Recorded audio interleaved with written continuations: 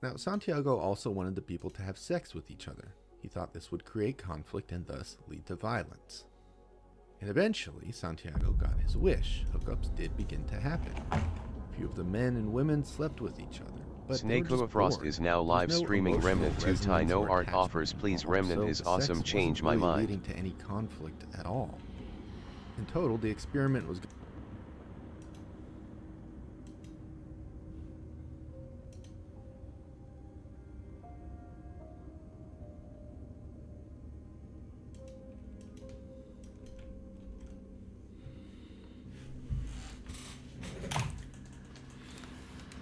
Oh là là.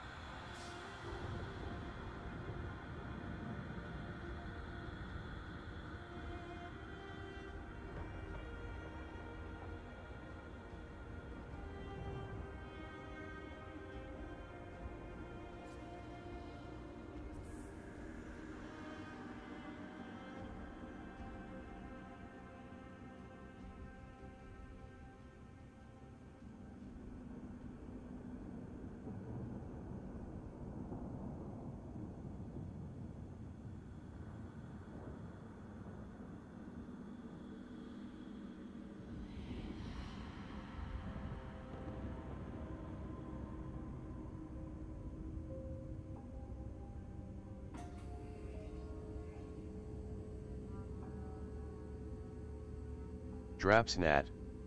Welcome to my channel.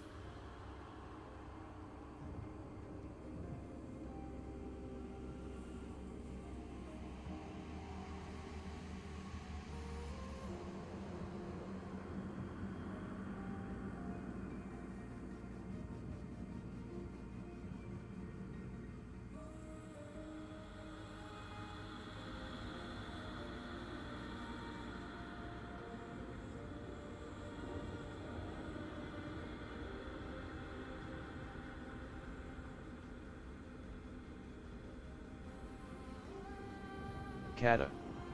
Welcome to my channel.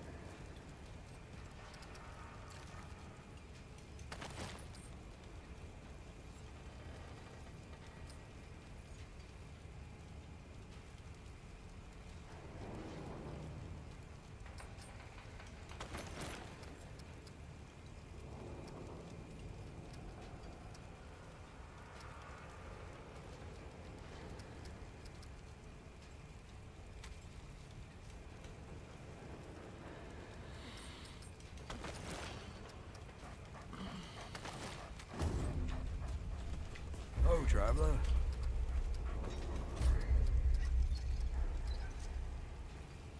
You know where to find me. Yay, here. Alright, let's...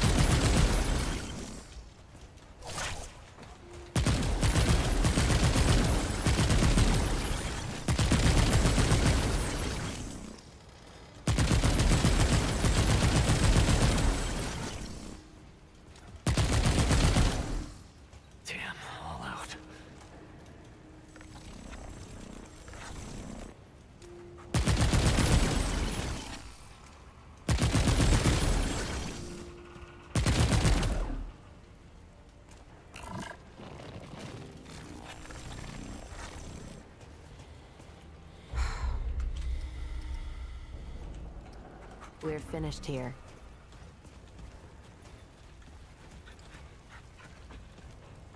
What can I do?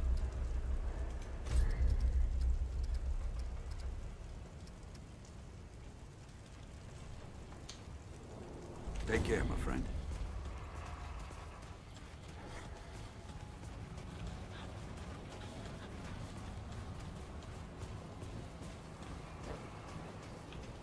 Don't suppose you've seen...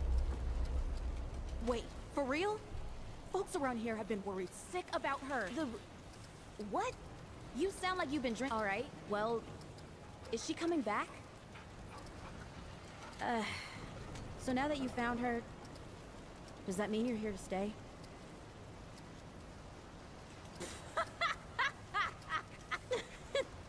I'm sorry. Our lives got... Well, just make sure you come back. Well, look at you!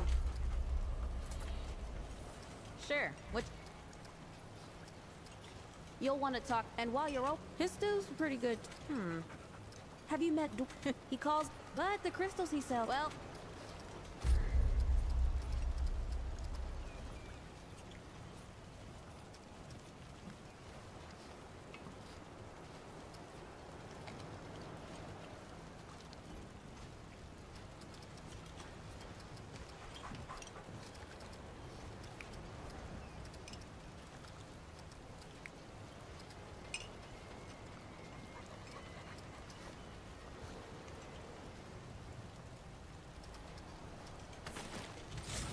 Come back if you need anything.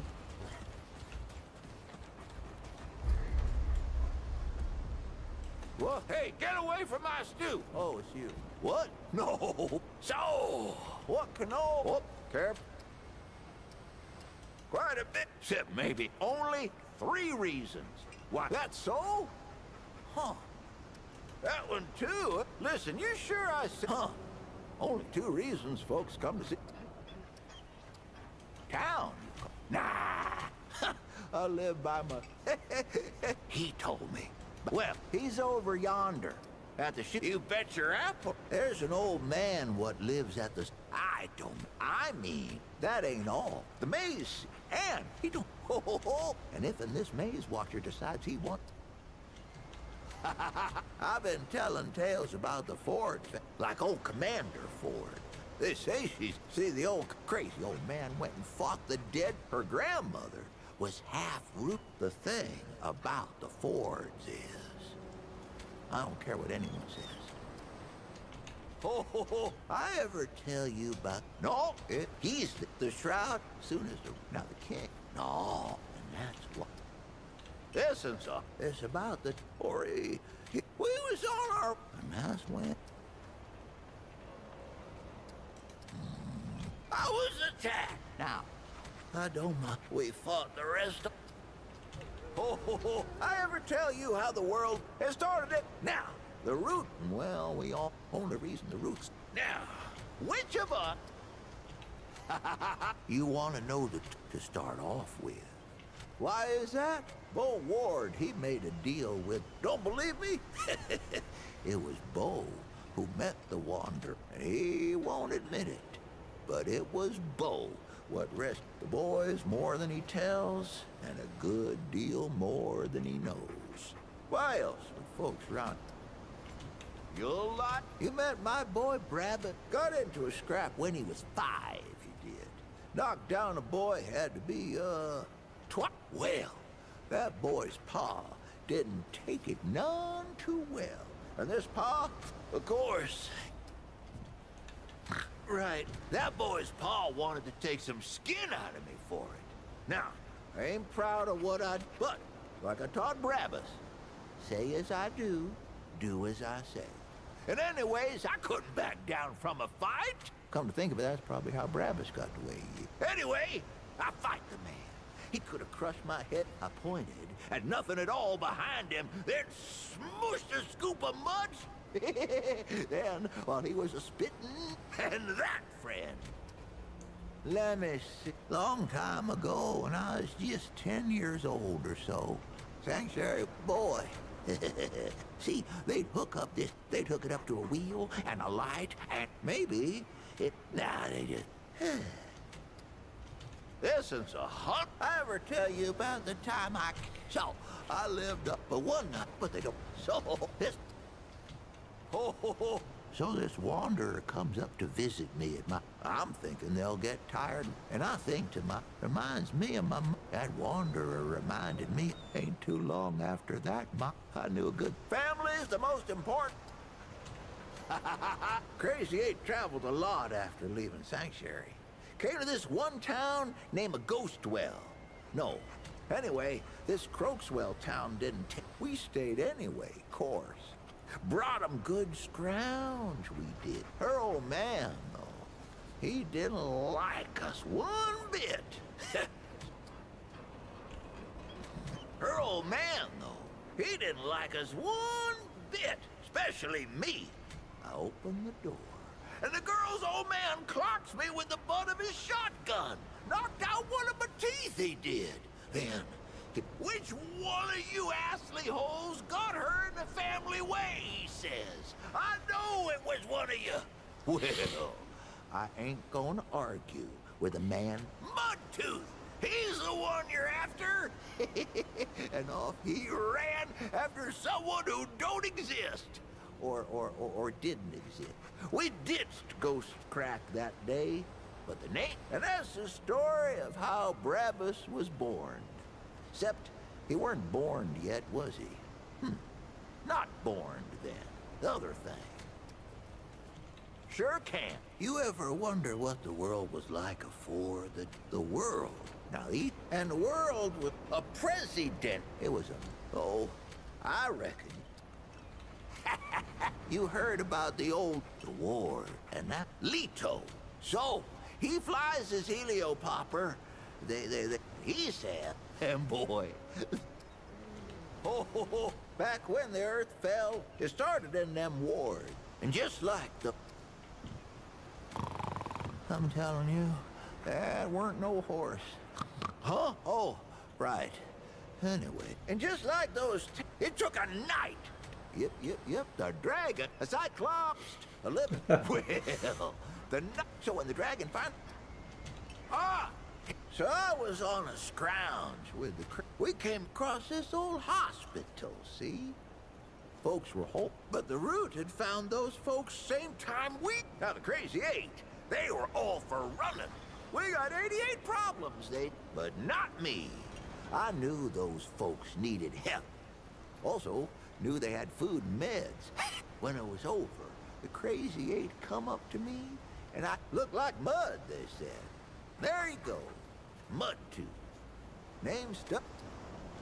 Sure can. You've been introduced to that girl Clementine. Powerful woman she is. She's near as old as Ford is, if you can believe it. You see, Clementine spent 100 years on a... See, Clementine, she don't talk about it. Here, right good listen, Tater friend. I got just the cure for that. And take this, and check back with me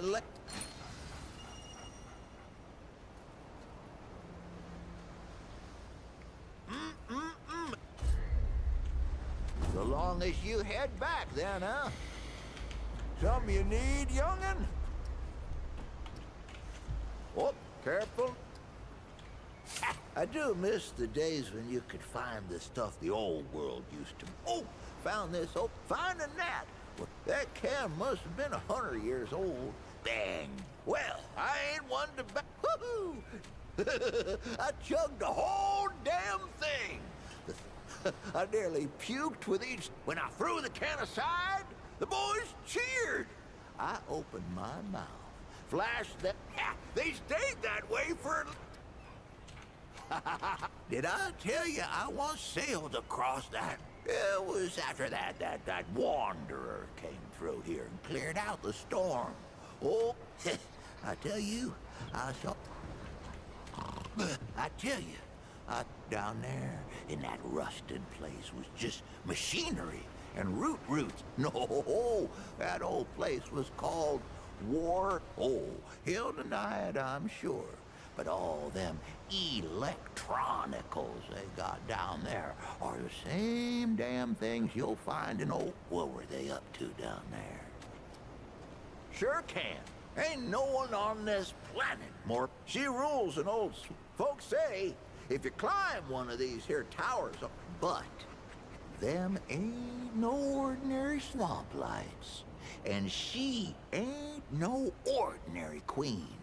She don't lead her people, who really ain't even people. The Moth Queen draws her folk to her. Anyway, she captures folks with her beauty and her mothy pulchritude. And she never... If you head off that way, keep your... So, I gotten separated from... We've been chased by the others. They holed up in this old... There was no way in. But I weren't gonna stay out there with Deadwood creeping round. So, I come busting out of the pipes and right into the... I stand up, covered in mud and God knows what else. And that, friend... This one's... You met old Wally yet? I reckon I know why. Don't believe that boy Wally was born under... I heard him caw. You won't believe... This city ain't without its own tales. Why, there's a tower, see? What only appears once in a gibbous August moon. Kinda looks like a big yellow-orange pumpkin. Within that tower's a man. Except he's not a man. He's a wizard. And within that tower's... He calls himself... I've seen him myself. Even talked to him once. He says he watches over all of us. But I reckon he means well. And that tower, I think, is like a spaceship he uses to teleportate to other planets. You go walk the city in a harvest pumpkin moon. You'll see what I mean. Oh, here's a... Let me tell you what those folks are up to in that atoll. That was where they did their experimenting, see? And the root, you see. Yes, sir. They found root D and A trapped in red amber. But this army, it's a pretty good weapon. Makes you think, though. Don't think I ever tell you the secret, but I will tell you how it came to be. My mom made a fine stew, but it weren't nothing to tell tales of. We was trapped in one of them medicinal compounds, full of pharmaceuticals and whatever you call them. And I had nothing but a dead coney, so we scrounged for ingredients. That night was the best stew any of us ever had in our life. And that, friend, is the same stew I make today. I told you, these ain't stories. This old... That's too... I can tell you right... Well, you take care now. Oh my lord.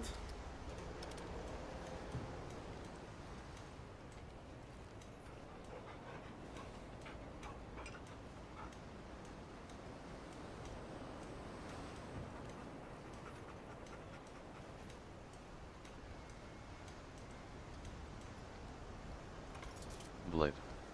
Welcome to my channel.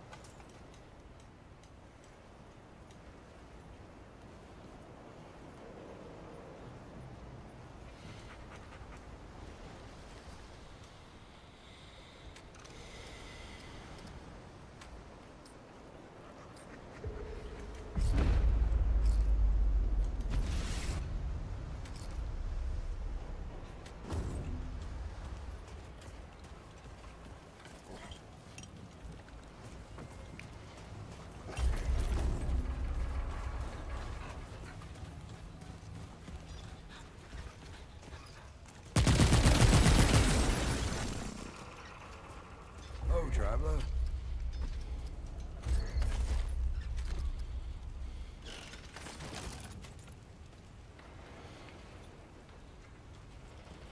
You know where to find me.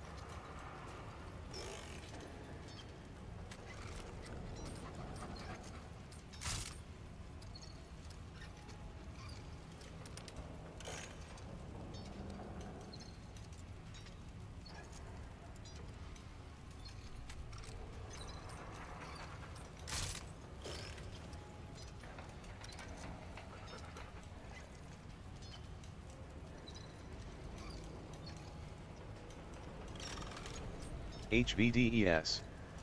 Welcome to my channel.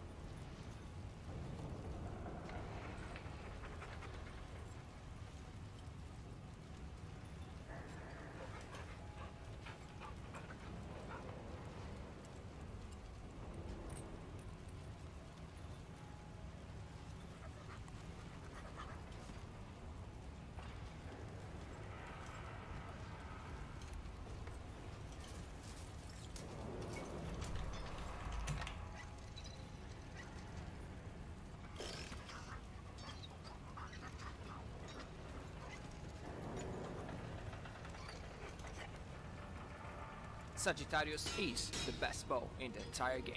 Bear in mind that my archetype is a handler, so it's not even a damage focused. Morning Lenny's bow is incredibly strong, with a base damage of 90 like enemies in the you can to purples. On its own, it's far from anything notable, but it will also open a 7 meters rift portal above they deal respectable damage in the entire game. It is a puzzle dungeon. It is a chamber with a mechanism on the ceiling that is used to get access to 3 different doors, already being opened, as there are indeed 3 rewards inside this room. There will be a total of 3 levers that you can operate to check in the chamber. You will find a small room. In there, there's a journal containing the meaning of each symbols that appear casted by the shadows of the mechanism at the center of the chamber floor. The first 2, it could be different. In each tale is described a lunar face, represented by this triangle under the title. Be mindful that you need to rearrange the lunar faces facing the corresponding door and put relevant symbols inside the circles. Behind the doors, you will find some chests and an item. Inside the trapdoor at the sea was not in this chamber. I show you in for its illusion, not because entrance. Arrange the dial replicating what's on screen now.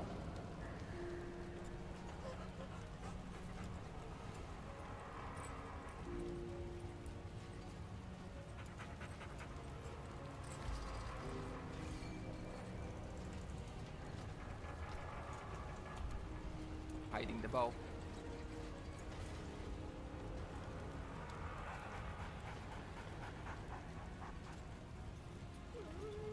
And at the time of recording, considering what type of game Remnant is, I am not sure if the solutions are the same for everybody. It works. If you have any questions, let me know in the comments. And also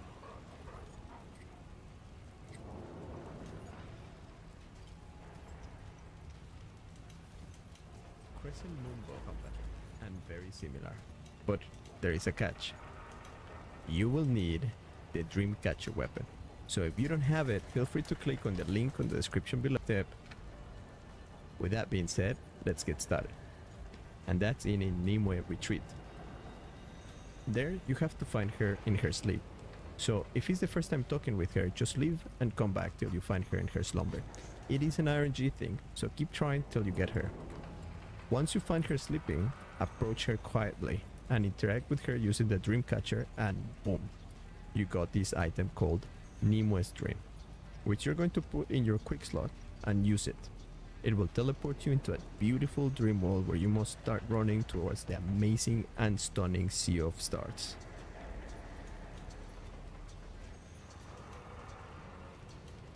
Right, go towards it. Go. And you will get the Anami's Echo. Now take it to the Ward 13 with Makabe and craft your bow.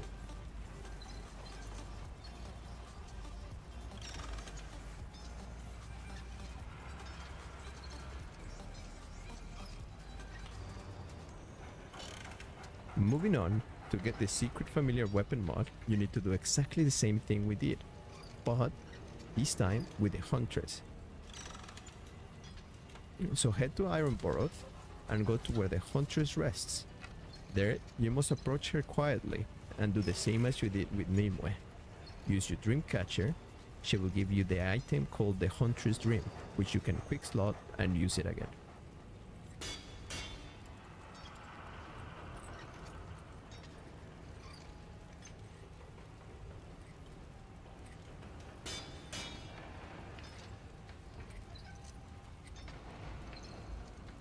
And take to Macabre. Once you defeat her,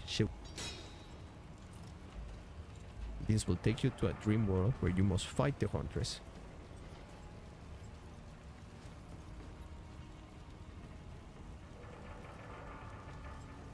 Once you defeat her, she will give you the Sacred Hunt Feather, which you can take to Macabre, and boom, you got yourself a very cool weapon mod. And an awesome little raven that follows you around. I absolutely love it. This game is full of secrets, and it's always super exciting trying to find them.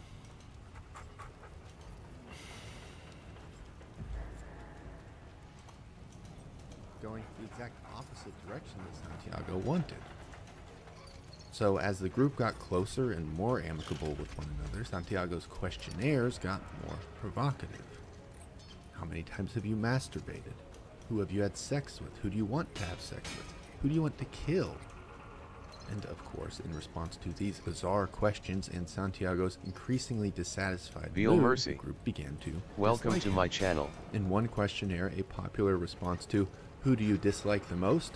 was Santiago himself. One morning, a few of the people were fishing and someone caught a small shark.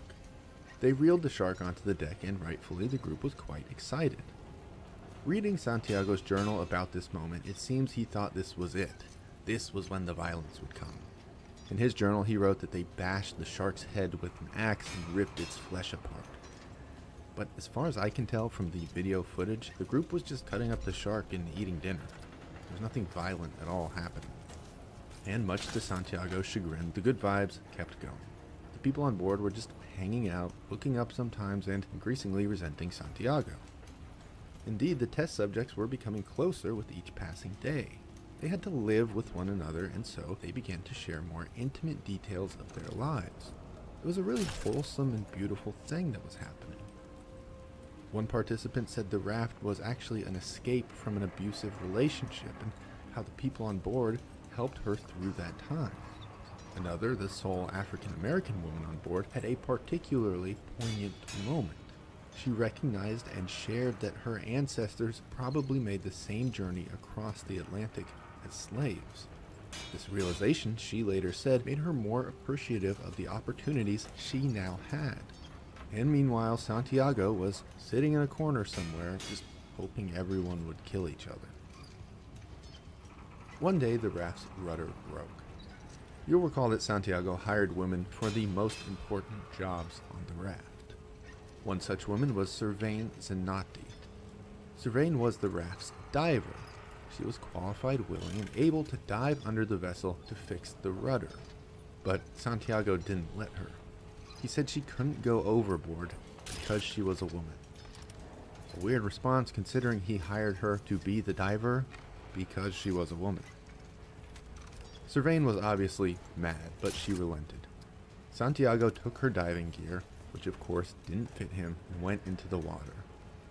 He had no idea how to work Sylvain's gear. Her mask didn't fit him, and he had no clue how to dive anyways. Santiago completely failed, almost drowned, and came back aboard, the rudder still broken. That night, when Santiago went to bed, Sylvain dove under the boat and fixed the rudder herself. Next morning, Santiago found out, and he was furious. This was basically the straw that broke the camel's back. Santiago began to blatantly manipulate his, quote, experiment. He called a meeting and told everyone that they were too friendly with each other. He admonished them for not taking the experiment seriously. Then, Santiago started reading the responses to their deeply personal questionnaires out loud. For example, he would tell one person that another wanted to kill them, or that a third person wanted to have sex with them. It was a gross and weird way that he thought he could turn the subjects against each other. At one point, he called the sole black woman on board a, quote, primitive, and said that she should sleep with the black man on the raft because, quote, it was natural. Of course, all of this just made the group hate Santiago more. They were already quite good friends, and Santiago's manipulations really did very little to stop that. It was around this time that some major newspapers got wind of the experiment and informally dubbed it the sex raft. The newspapers reported almost exclusively about the sexual escapades taking place on the raft. The university that Santiago was working with, of course, saw these articles and headlines. They regarded the sex raft story as terrible publicity for the university and immediately severed all ties with Santiago and his experiment. After hearing from his university that he was basically fired, Santiago was more miserable than ever. And then, a tropical storm was approaching the raft as they drifted into the Caribbean. Santiago had appointed a Swedish woman named Maria as the captain of the raft. It was her job to lead them through any treacherous times and generally keep the raft moving in the right direction. She decided that they should take shelter on a nearby Caribbean island. Santiago argued that contact with civilization would derail his study, but Maria refused to risk all of these people's lives for Santiago's seemingly failed experiment. So Santiago just usurped her captaincy. He said she couldn't be captain anymore and instead made himself the captain. Santiago had everyone go inside the cabin, lock the doors, and just wait out the storm. Luckily, the storm turned and all the raft got was some rain and wind. But still, Santiago was now the captain of the raft. After this, everyone was basically in agreement that they hated Santiago. They got about doing it. They wanted to theorize about how they could do it and make it successful. The group eventually reconsidered and decided to cancel. Then one night, the freighter was literally, that ship was coming straight at the raft and turned it over Santiago, the now captain, he ran around the raft screaming with no clue what to do. Meanwhile, Maria, the former captain, remained calm. She gave everyone instructions on how to signal the freighter. Here they come. Maria gave signals and storm. At the last minute, the freighter changed course and avoided the raft. From then on, Maria was rightfully captain. After that incident, Santiago kind of withdrew from the experiment entirely. He stopped.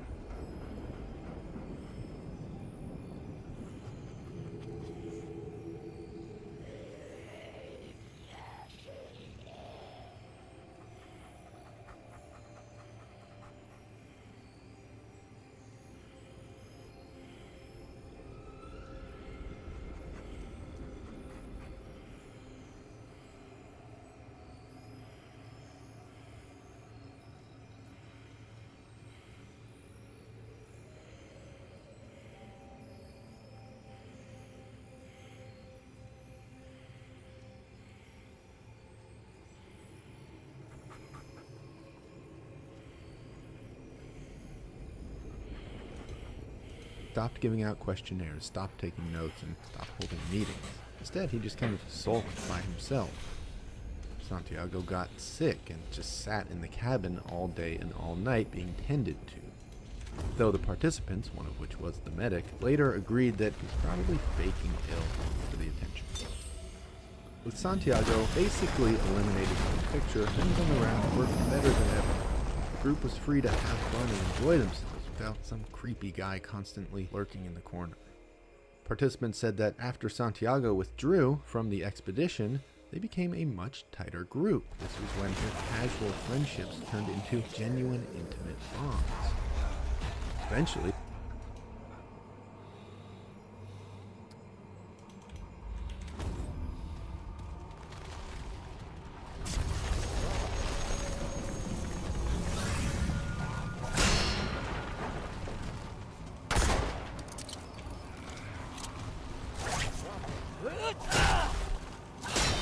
Hey, whole other world.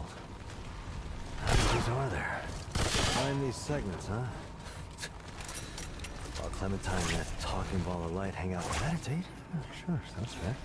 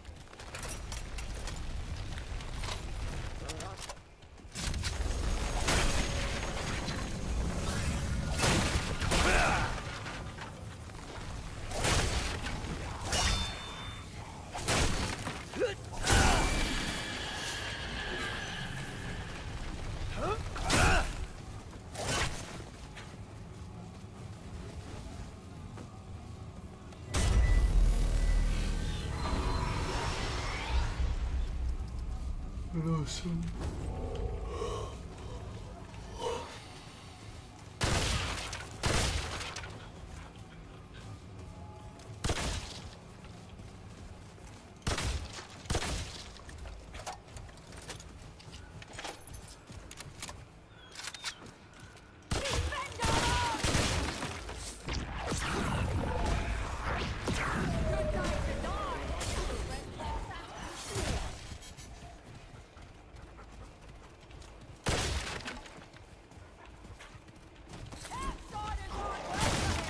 Here we go.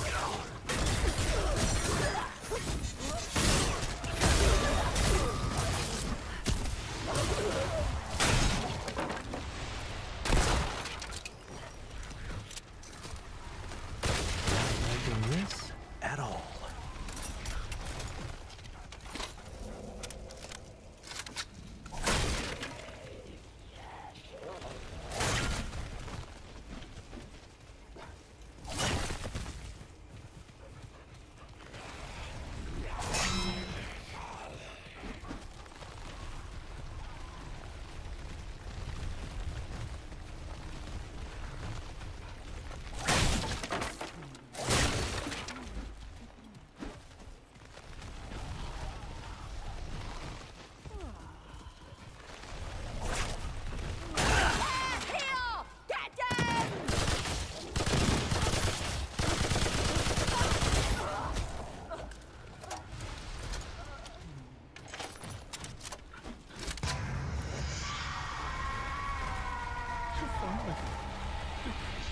Must not sleep, or she'll find me.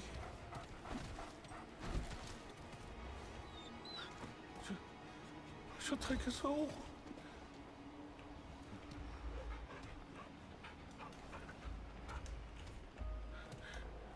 She comes. She comes.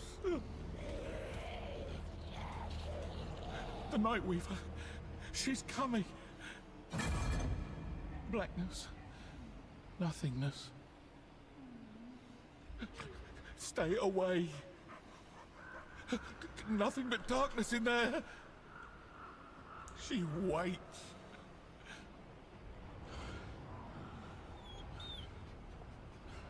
No. She comes. She comes. It's not safe.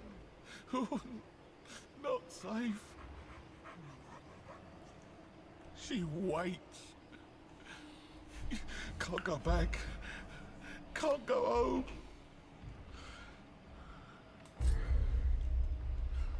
No.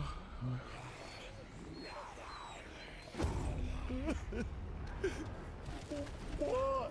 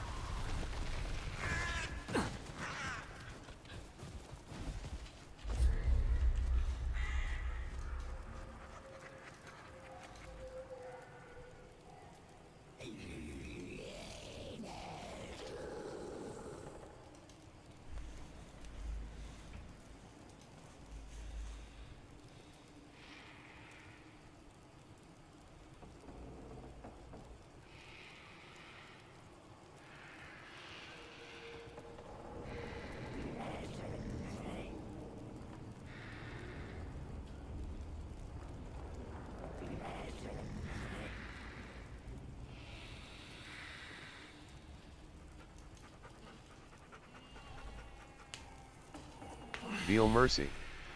Welcome to my channel.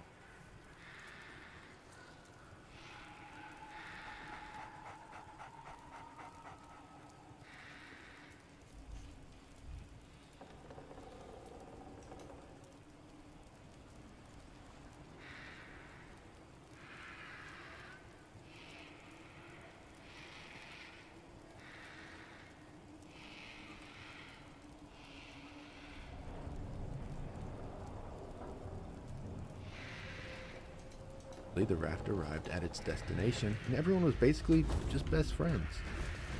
Despite Santiago's deep and obsessive need for violence, it never happened. The group grew closer together and formed a sort of support system. I really like this story because it represents goodness triumphing over evil in a pretty simple way.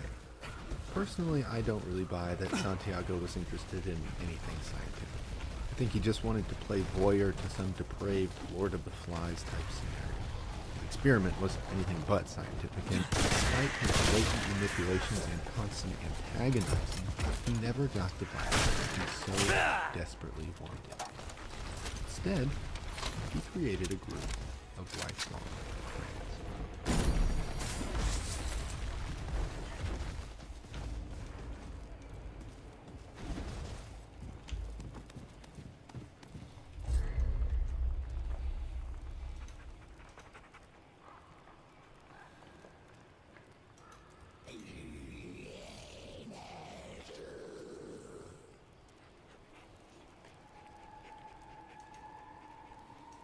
Oh, interesting. Veganism.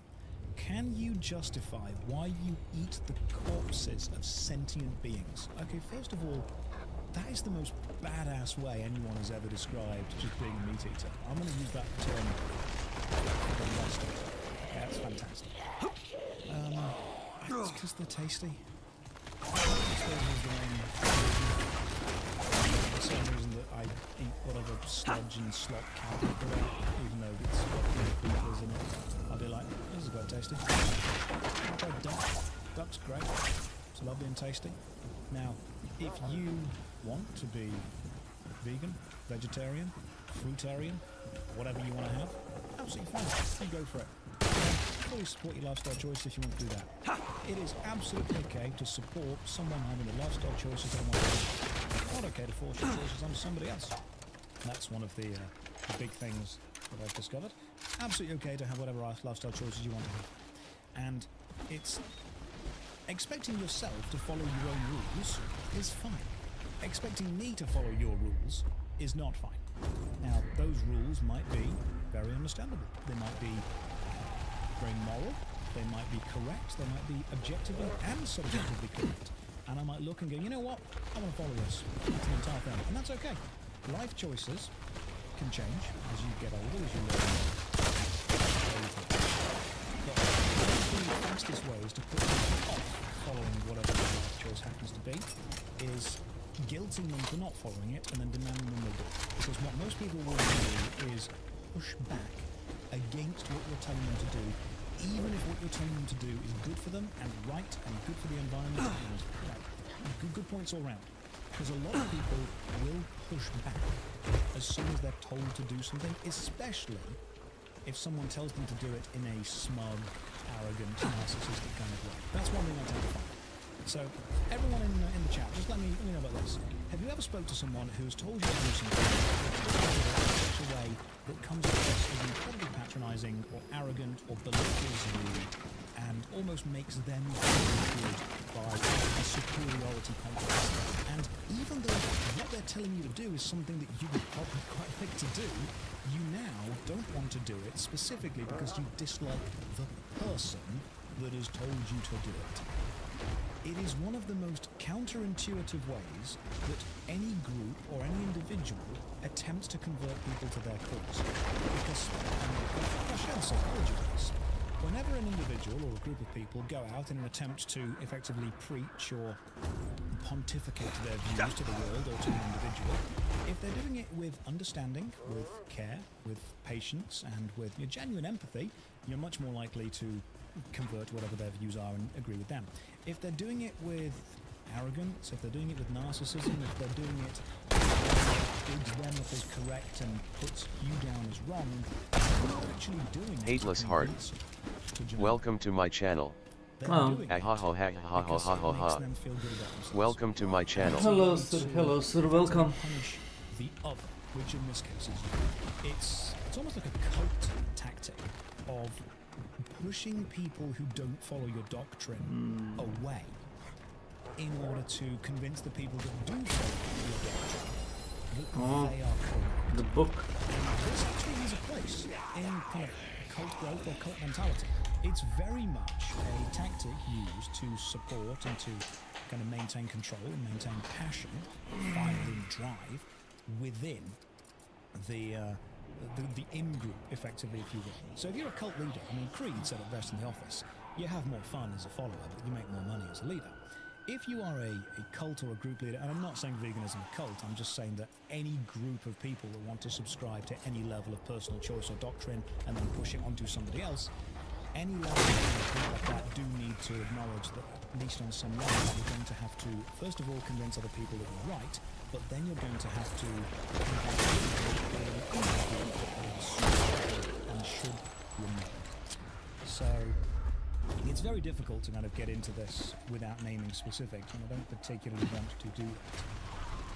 But whenever you are told by a group to do what they do, or you're wrong, and they're telling you in a way that makes you feel bad, they're not trying to convert you. Because if they were genuinely trying to convert you, they would be doing it in a much nicer, much more effective way. What they're trying to do is justify themselves and make themselves feel good and give themselves a little bit of power. So when you say, how do I justify kind of eating the meat?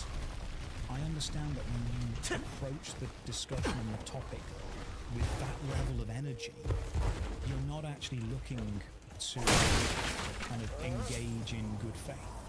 You're looking as a way to make me feel of it and make me feel wrong for not agreeing with your views. And someone in chat, I disagree. Okay, me teach do the same. Okay, religious people do the same. Absolutely. The best way to convert someone to your cause is to make them think they have. It's effectively the plot of Inception. You put the idea that you have happen as a seed within someone's mind, and however, in order to plant an idea in someone's head and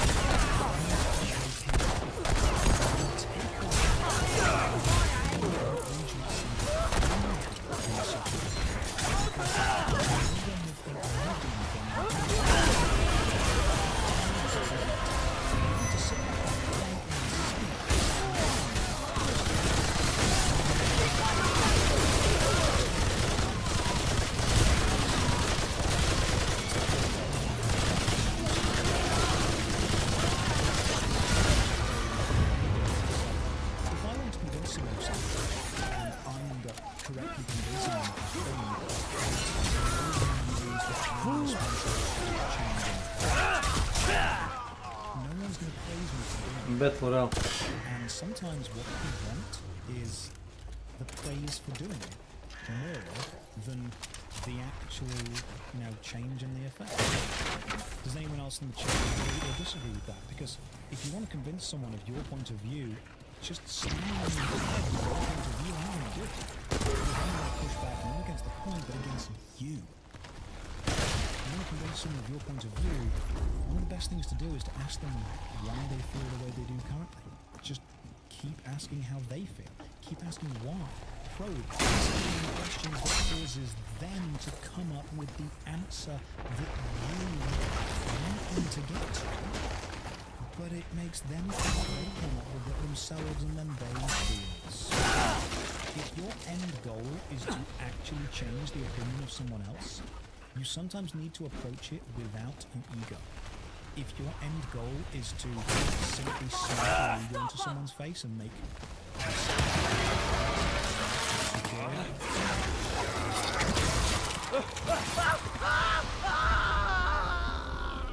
well,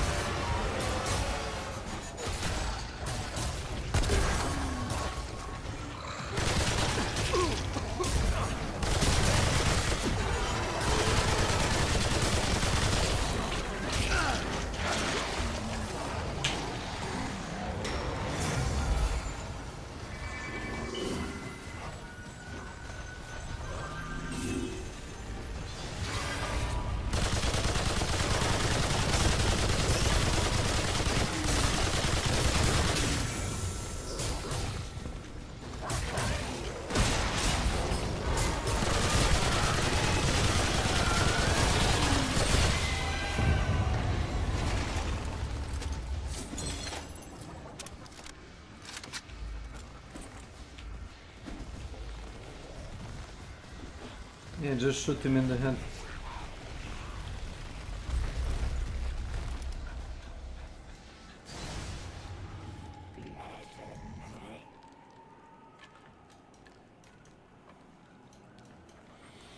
Prima materia, the substance from which all matter is born, the fundamental of life and substrate of chaos, all that is fair that can be traced back to the stone, and this stone can be traced back to all that is fair.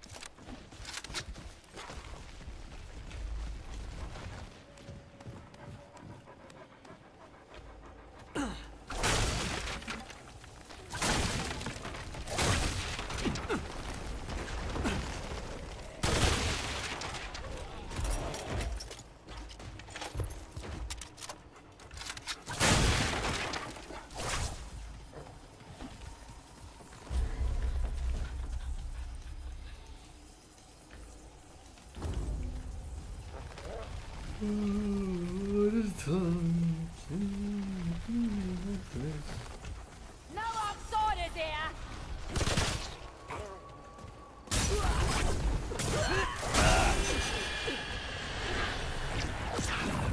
Outsiders aren't welcome here! Alright, come and get some.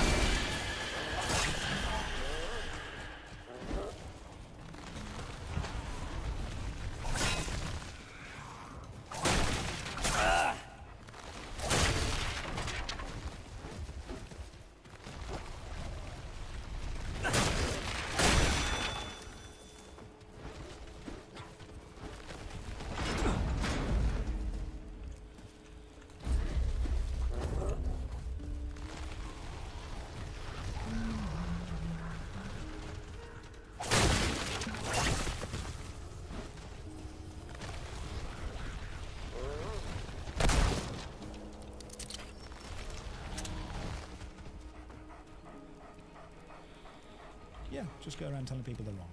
That's fine as well. And someone in the chat just said, oh my god, that's extremely manipulative. Yes, it is. However, what's more manipulative? Me knowing these techniques and sharing them with you and how they work? Or me knowing them and not sharing them with you? I think sunlight is a great disinfectant, and I think one of the best ways to get rid of anything negative is to put a spotlight on it and allow it to defend itself. And if it can't defend itself, if it can't stand up to scrutiny, then it will slowly crumble by itself, and you don't necessarily need to do anything to destroy it. Most things will destroy themselves given enough time. So, yeah, it's absolutely manipulative, and it's something that I'm really aware of, that I'm, I suppose, trained in because of the acting. So I don't mind sharing it. And this is my answer. It's, yeah, a really bad Jedi mind trick, pretty much.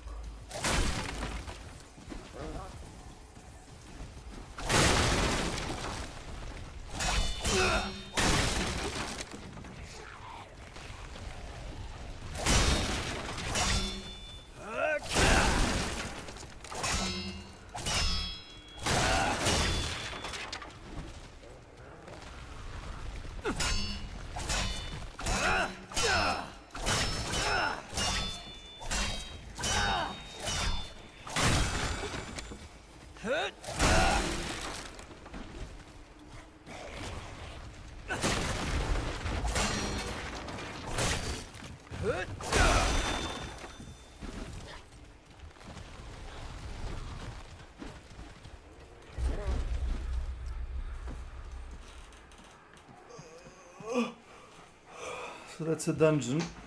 And this is the progress.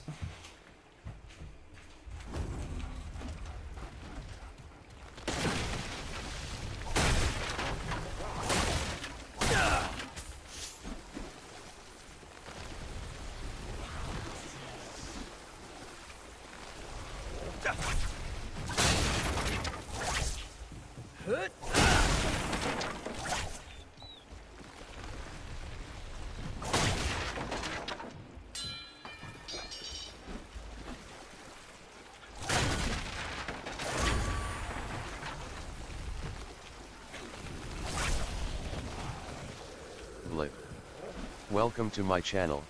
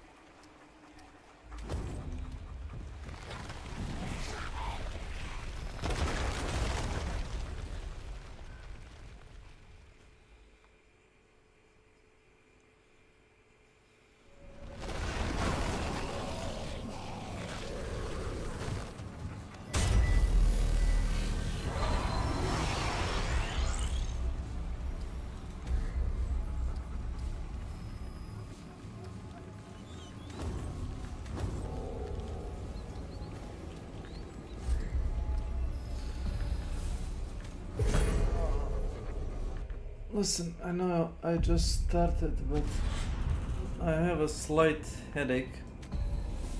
And I think the best way to cure a headache is to just take a nap. So I'll be back in an hour. An exactly hour. I'll just let something, go in the background. So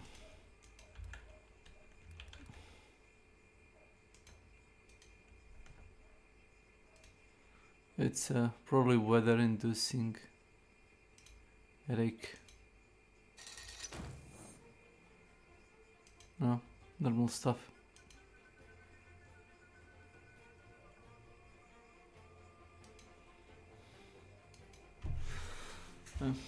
Be back in out.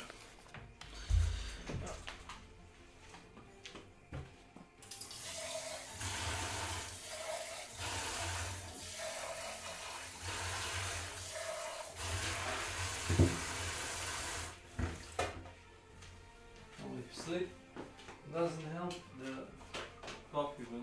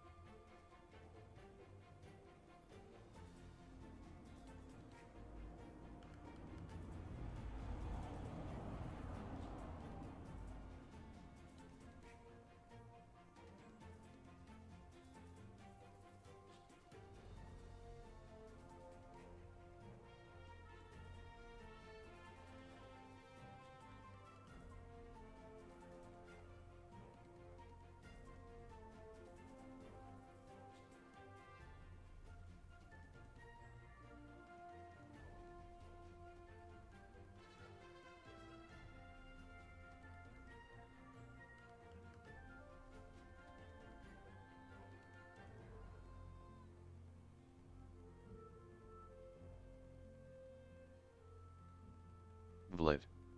Welcome to my channel.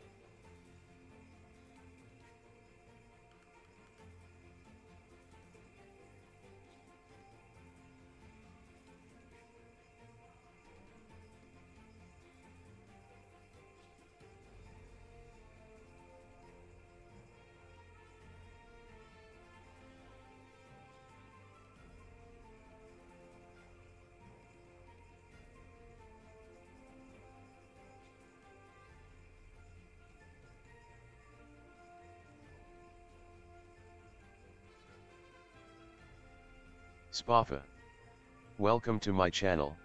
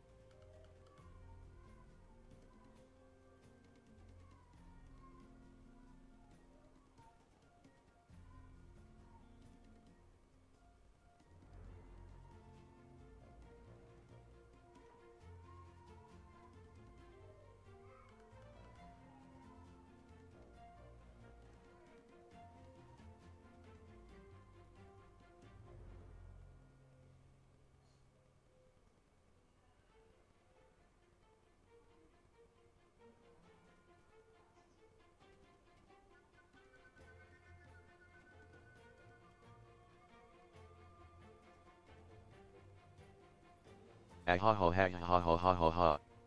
Welcome to my channel. Artlico.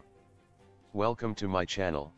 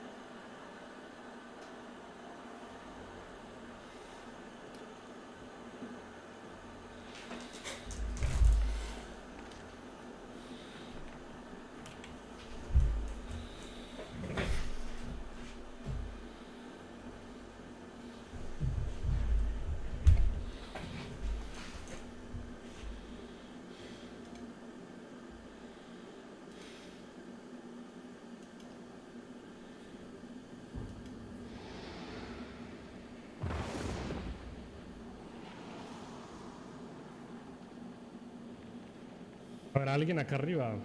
Fuck, man.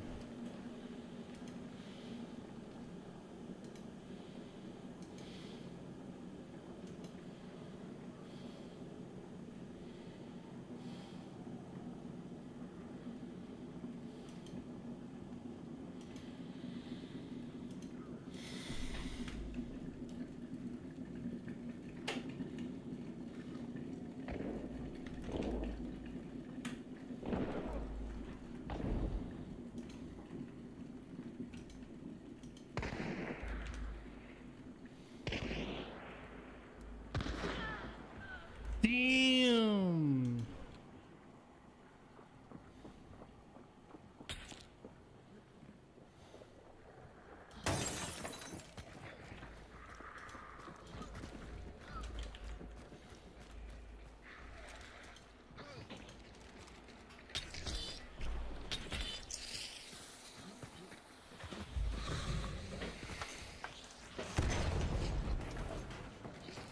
Oh, come on, bro. It's not rain. Watch the body.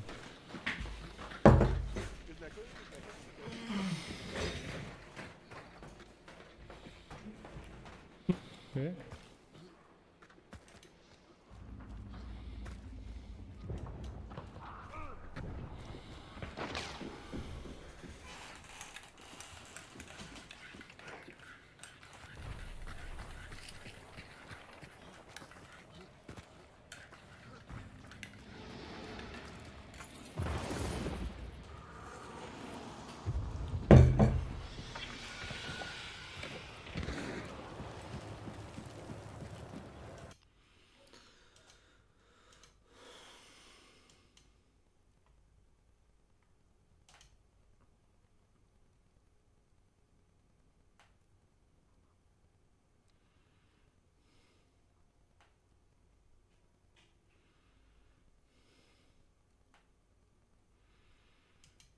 Will I make a video on the rise and fall of Josh Strife Hayes? I feel there's someone better to do that for me. I'm going to wait until Nerdslayer can do Death of a YouTuber, Josh Strife Hayes. He would do it justice. Who's the one that does the rise and fall of videos? Yeah, they would do better quality content than I would. Ever considered rebranding as a VR chat fanboy? Literally all the time. It's all I ever think about. It is 100% what my accountant tells me every day. I wake up, my accountant is standing at the end of my bed. The first thing I say is, how did you get in again? And they say to me, Josh, VR chat fanboy. It's where they all are. Have you been rehearsing? Have you been practicing? And I say, of course I've been practicing. And they say, prove it. And I say, gang gang. Ice cream's so good. Pop the bubble thing. Gang gang. Ice cream's so good. I used to do Shakespeare. That I would do. Someone donates it. Once more unto the breach, dear friends, once more. Or close the wall up with our English dead. In peace, there's nothing such becomes a man as modest stillness and humility. But when the blast of war blows... Do you want me to popcorn? Do you want me to gang gang? It's an NPC fetish. That's what it was. Any good, Hamlet. It was okay. It was alright. Not as great as work. How much does the donation here have to be for you to prioritize to never do NPC dialogue? This is my first comment in your chat. You know what, Chris? That's enough. That's enough. Christopher, you've done. The very first thing Christopher ever said was, how much do I have to pay you to never do that again? You know what? Your desire is more than enough. We've moved on. We've stopped. Thing is, if I was to play, like, you know, the TikTok NPC game, I would say things from other games. Because they're all like, you've got to be an NPC saying what Welcome TikTok to my donated. channel. No. You could just sit there being like, stop. You violated the law. Every time. You could just do it from Morrowind. That'd be great. Someone could donate and I could just reply every time, move along, Outlander. That's all I have to say. Every single time. They keep saying, it doesn't... What game does it need to come from? NPCs can come from anything. just choose your favourite game with your favourite NPC chatter. Go for it. Stay a while and listen. We could do it from Morrowind. Ah, finally awake. We were caught trying to cross the border with that thief over there. Yeah, there we go. Just do it from that all the time. Oh, do it from like from Warcraft or the original Age of Empires. Oh, the Age of Empires. No matter what someone donates, just be like, and then just change the colour from red to blue. And then next time, just do it back to the other red to blue or blue to red. Entire time. There we go. Enchantment. Every single time someone donates anything. Someone gives me an ice cream. Enchantment. Someone gives me an ice cream. Enchantment. Enchantment. There we go. Zug zug. Just say some... You finally arrived, but our records don't show from where. We could just do NPCs from other games. From Baldur's Gate. With ease. Consider it done. So I kicked him in the head till he was dead. Ah. Your life ends here. Just different quotes. Morao sam kafu da napravim da bi počeo me glava. Juče je bilo, znači, 500 stepeni. 500. Juče je bilo katastrofa toplo.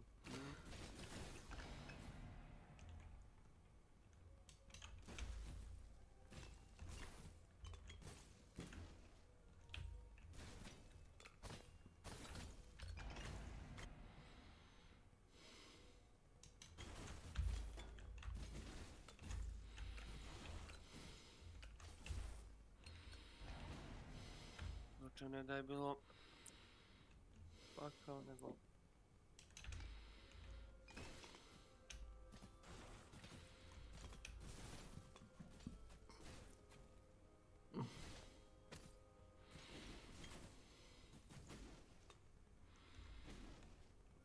I do kad ste igrali onaj Warzone? do 2. Uzeli još jedan win i baš.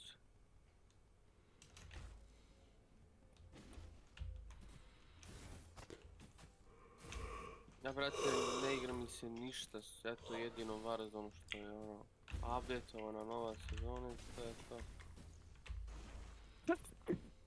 Ne znam. Ta mapa ništa nije posebno, to ne znaš. Ta kao nova mapa.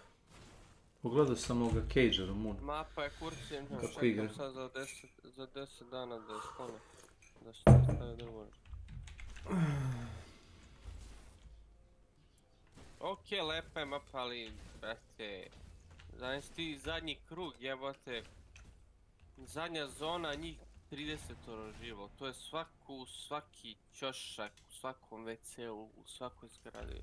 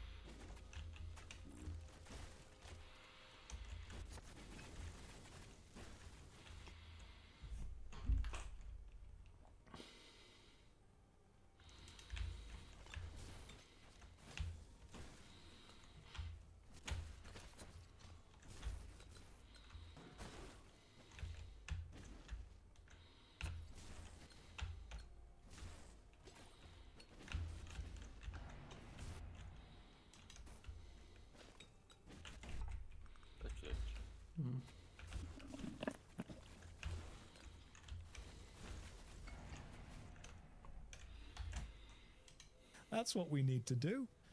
I could do that. Could do that without a doubt. Every time someone plays it, just movie quotes. Hang on. He's got a speech up. I need to get the entire...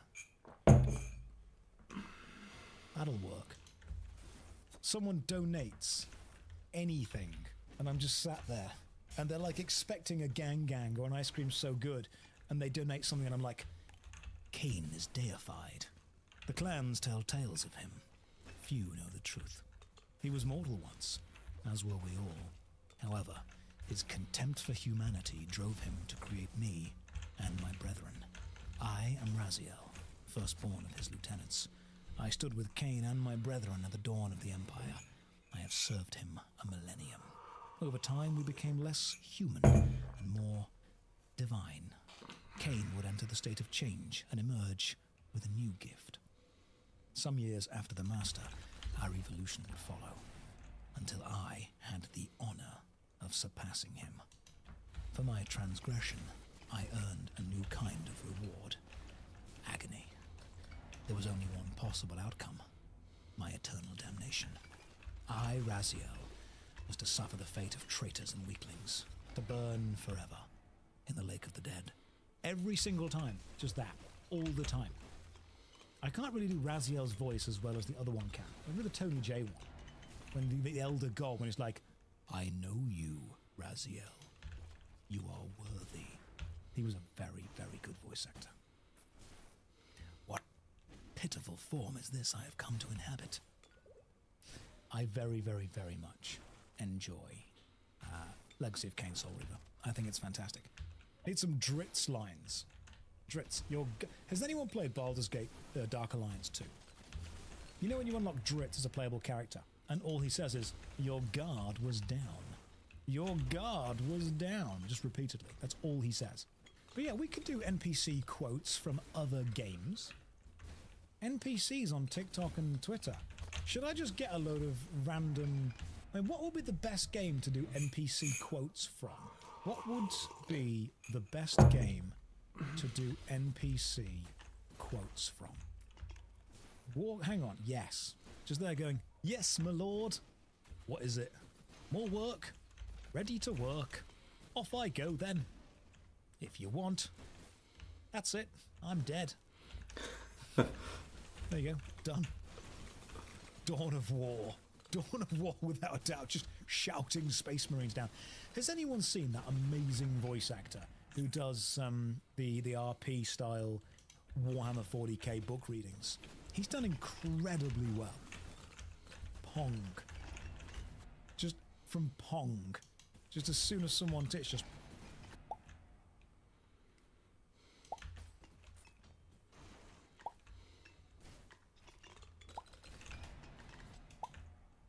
There you go. That's all you get for Pong. The dude that's been doing... I think is it Christopher Testa? I'm sure it's Chris Testa.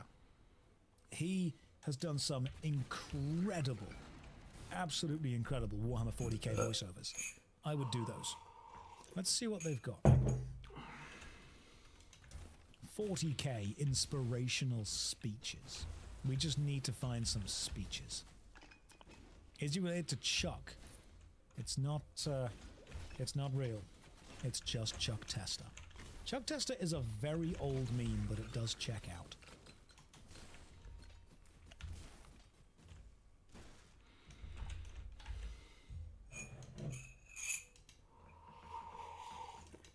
Today, we put the age-old question to the test. Who would win? A giant billion-dollar games publisher or a cheeky little exploiter? Hello there, ladies and gentlemen. I am the Spiffing Brit, YouTube's tea-drinking extraordinaire.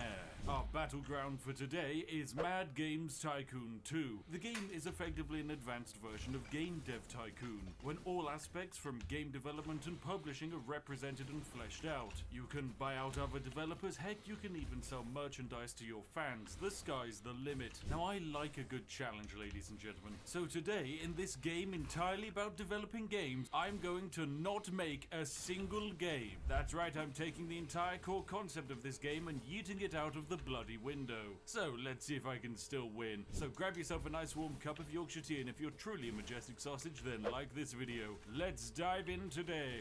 Welcome, ladies and gentlemen. It is the 1st of January of 2020, and you join me in the wonderful Big Gazza's Game Studio Studios, based in the glorious and sunny Skegness. Now this is a company run by one individual, Big Gaza. Now Big Gaza, he's not a game developer. He doesn't know how to make games, and so consequently, he's not even going to try. He is, however, a very smart con artist, and using his incredibly smart brain power, we're going to do some very cheeky things. We're going to steal other people's games, and then we're going to scam the world. So first things first, we need to build little research rooms so that Big Gaza can come up with all of the biggest ideas. We then put Gaza into the room, and then we're going to have Gaza research production. That cost us 5 million, which is an astonishing quantity of money, but don't worry, it'll all be fine. I'll also hire an employee to help out Big Gaza. It's none other than his mate, Alan. So Alan and Gaza are setting about going to work researching how we can actually produce games. Now by produce, I don't mean actually develop them, I mean physically print copies of them, because at the end of the day, it doesn't matter if you actually make games, all that matters is that you can sell them. Now, who is our competition today? Well, it's actually 100 other publishers and developers. There are 100 different companies out there all competing with us. You might recognize some of the big hitters like Nintendo and Microsoft and even Pony. These companies are worth a stupendous amount of money. In order to buy out Nintendo, we would need 1.2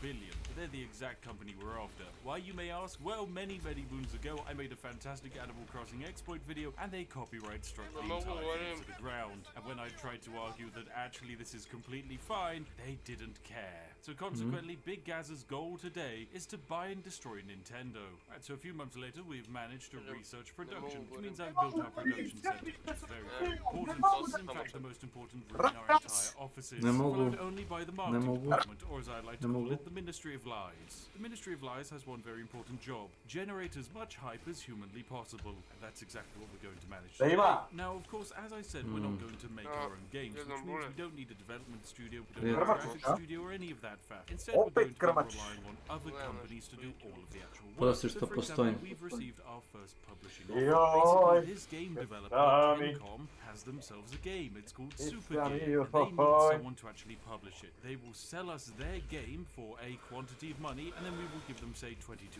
of the profits, which is what I will offer them. They think this is a fine deal, so bam, I will give them 9 million, and my job is quite simply to sell digital copies of this game. For each copy we sell, I make $30 of profit, so bam, very cool indeed. What we then want to do is set our release window. Now we're going to set it for 20 weeks in the future, and the reasoning is very simple. The further into the future we go, the easier it is for me to drum up hype for this game, and hype is the most important thing out there. So we're going to start with our first hype campaign, advertising using game magazines. So away my lovely marketing department go as they spread sweet little lies and promises about Super Gear. What's this? My employees are complaining that there aren't enough toilets? Look, I don't care, just stop. We on the floor outside, please. Jeez. Yeah, employees. Anyways, we generated some hype. Hype is up to 20, but we could do a lot better. So we're going to start another advertising campaign. This time using the radio. It cost us 50 grand to do it, but no one. Au, Fata Morgan. Au, Batu. Šta kažeš, od 3 pa do 11? 9. 6 sati ti radno vreme. Uje. I posle kuka, jel? Život nije fair, a? Posle kuka, loše mu je plaće ga ovo. Ne kukam ja, već. Ne može bolje mi. Može. Baš se umorio na poslu. Može. Ima tu jedna... Umorio na poslu. Ima tu jedna osoba tvrdi da odem s njim do ovoga poreskog, da kao... Da se ja uverim da on radi legalan posao, da mu se sve plaća, da ima ono penziona, da mu se uplaćuje. A ko ti toga da vodi do poreske? A zato što on nije u stanju to da uradi sam, da. Ne znam. A što se ne? Ko ti toga da vodi do poreske? Ne znam. On radi legalan posao. Kakav te... Ja ga pitam kakav ti je to legalan posao kad radiš sat vremena svakih 5 dana. Koji normalan poslodavac ti daje pare da ne radiš ništa. To je vrlo legalan. I još te prevlje.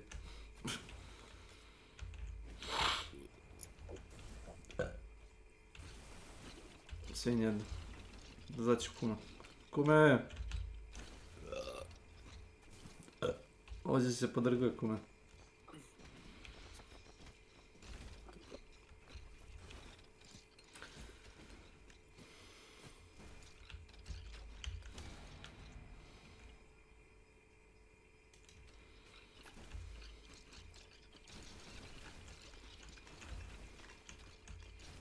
Au, sokarečku rapida minđaška glava.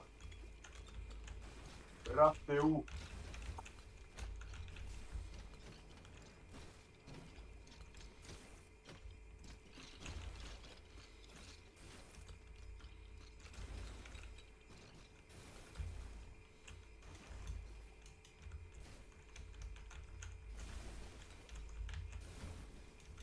Brate u.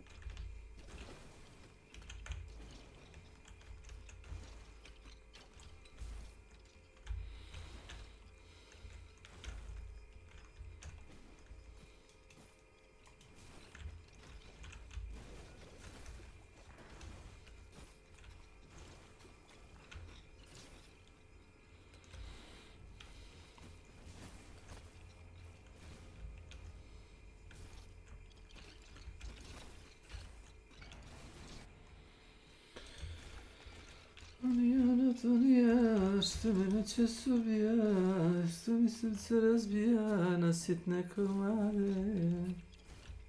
Gdje nam je ta osoba trenutno? Zašto je okruta? Radi. Radi? Razdaljio se posle. Kako? Toliko se razdaljio da svaki put kad dođe iz toga vrbasa da je umoran. Neverovatno umoran. A to je... razumljivo.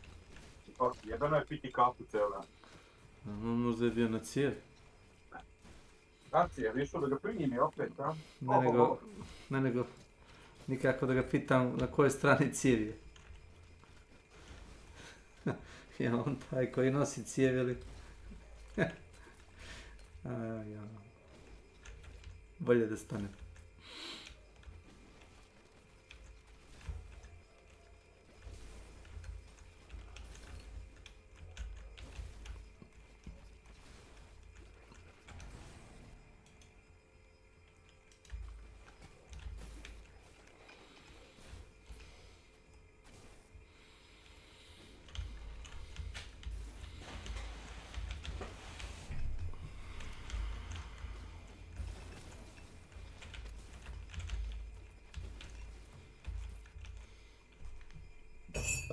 Budi ga vede, Bobane, budi.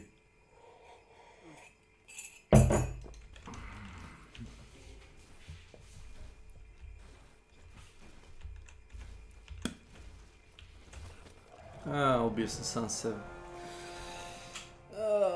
To je sjajno. Nisam ni vidio stalagmit.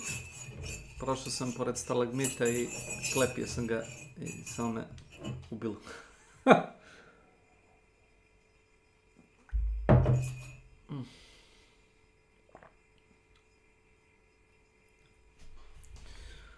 Projektili.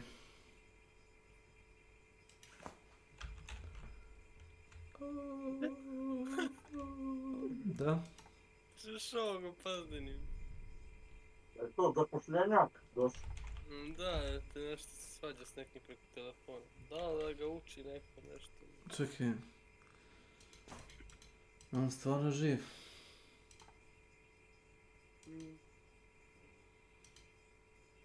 Pa... Jel možeš nekada završiš razgovor koji imaš? Nije on to.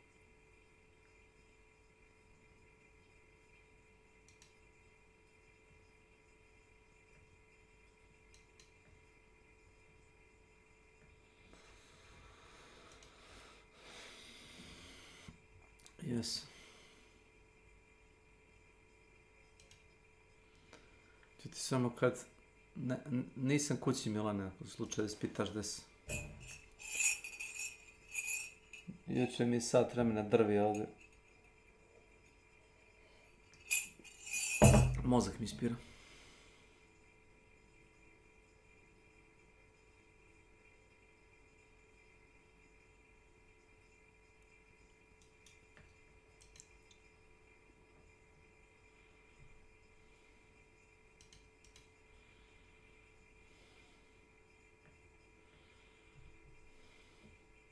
Da. Na, brate, Discord smo jebat. Dođi. Yes.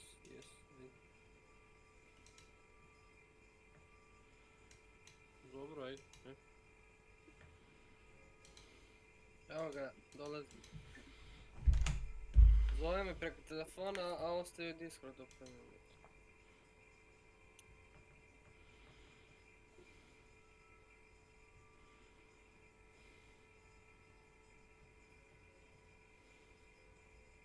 Ko će koga da vodi?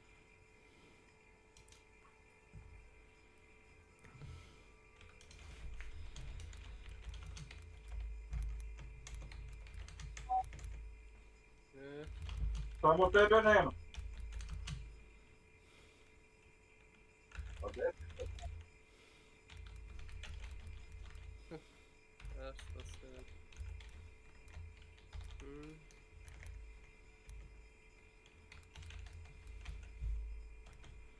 Je. Šta se čini?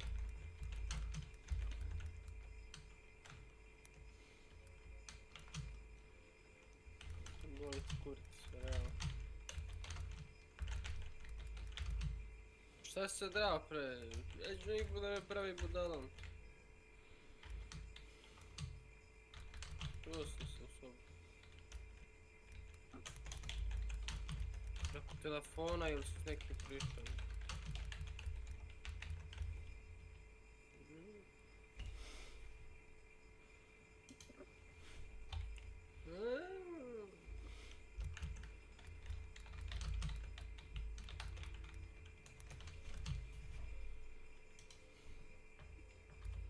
Tri.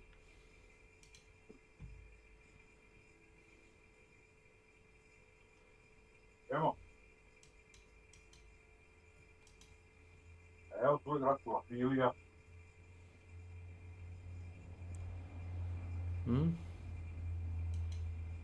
Hello? Ja ti je jučer rekao da uvatiš da kurac.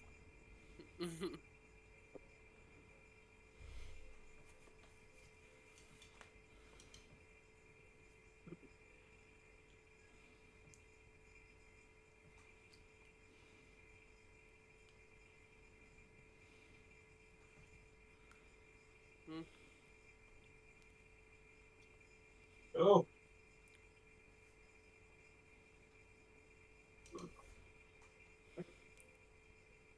Znači, napolje nije toplo, napolje nemam reči.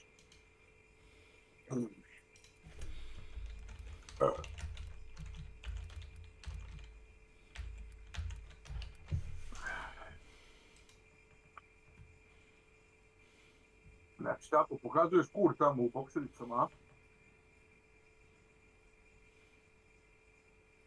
Narahtaš, a ti. Rahtaš. Na Discord?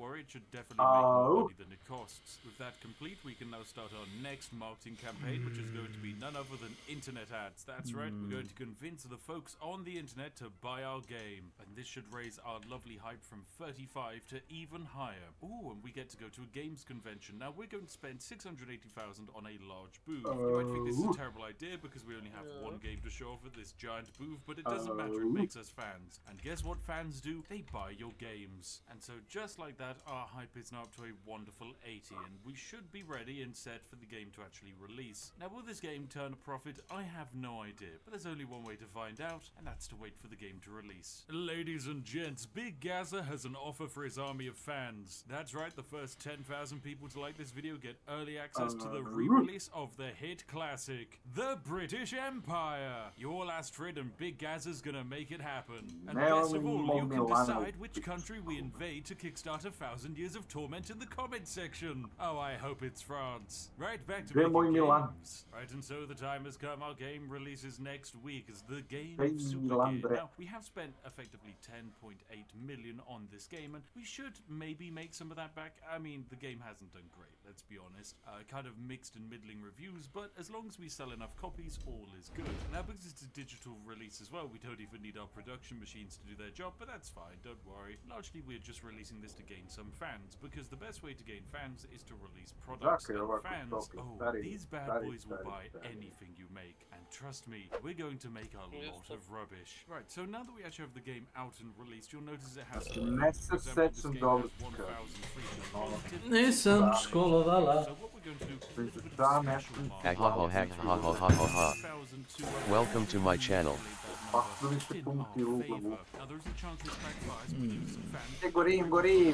Ja gorim.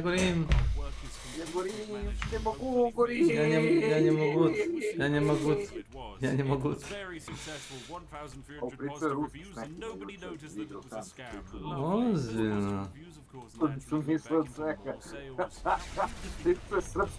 Pričam ruski po mađarski.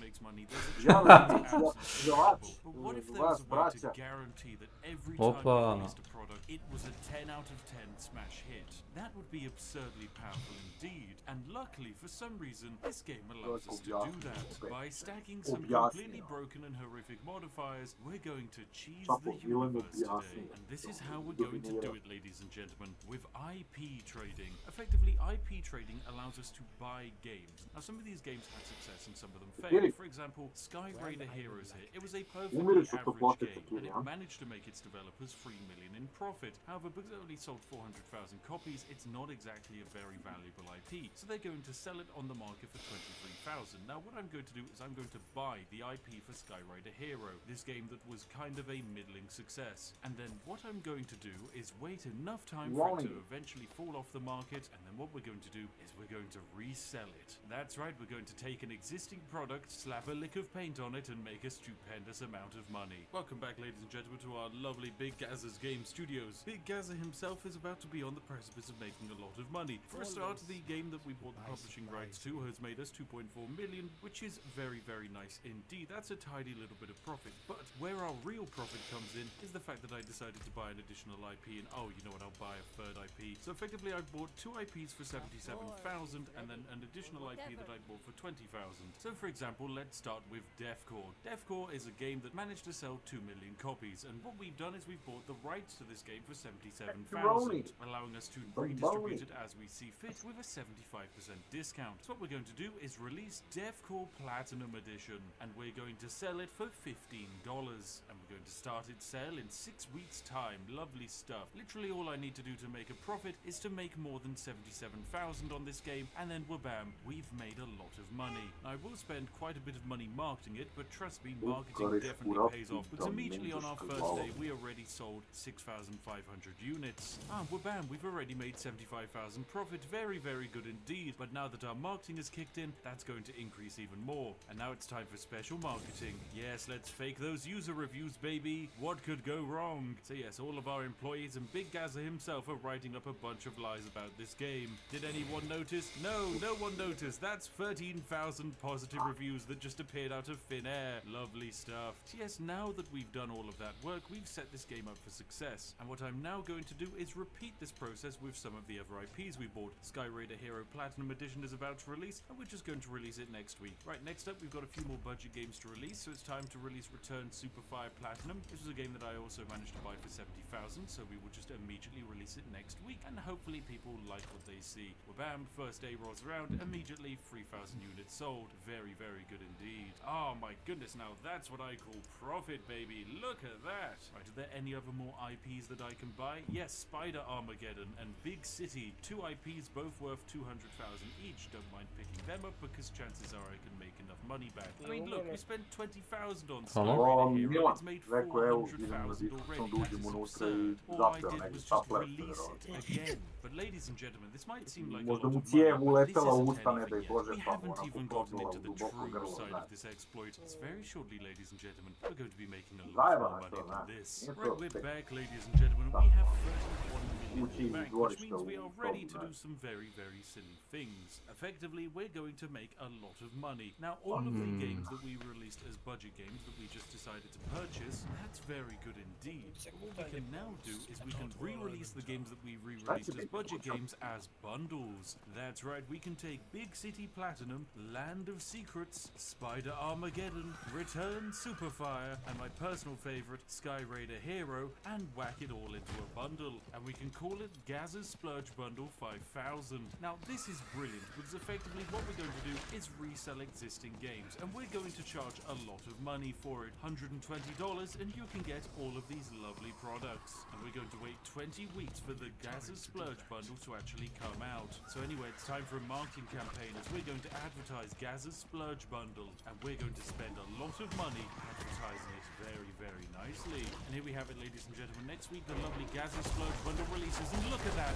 Day one, $7 million of profit. That's right, this bundle just sold 192,000 units on its first day of release, and we haven't even finished our final marketing campaign. Second week, we've made 12 million. Very, very nice indeed. Remember, we bought the 5 IPs in this bundle for at the maximum 7,000 each. As you can imagine, we've received a pretty tidy return on our investment. Oh my goodness, this is absurd. Absolutely absurd. So naturally, we're just going to be repeating it and using our lovely profits to buy even more IPs off of the market. Then we go over to the budget game section and we release them all as classics. The other advantage we have is the more games we release, the more fans we're going to get. So as you can imagine, we're going to be getting a lot of fans. Now we are currently making about 18 million per month off of revenue sales, which is just absurd. Truly fantastic. Turns out buying all of these IPs was a very, very good idea indeed. Effectively, all of them are turning very tidy profits, and that's exactly what we want to see. Now what I'll do is I'll buy even more IPs, and I'll return to you once I'm ready to release our next wave of bundles. Right, and welcome to my channel. 6 years into the game, we managed to sell 5 million units of Gaz's Splurge Bundle 5000. This nearly brings our total profit made from this one product which is just wild, absolutely wild. So of course in the background we've set up Gaz's Gamers Free and Gaz's Gamers Bundle 2.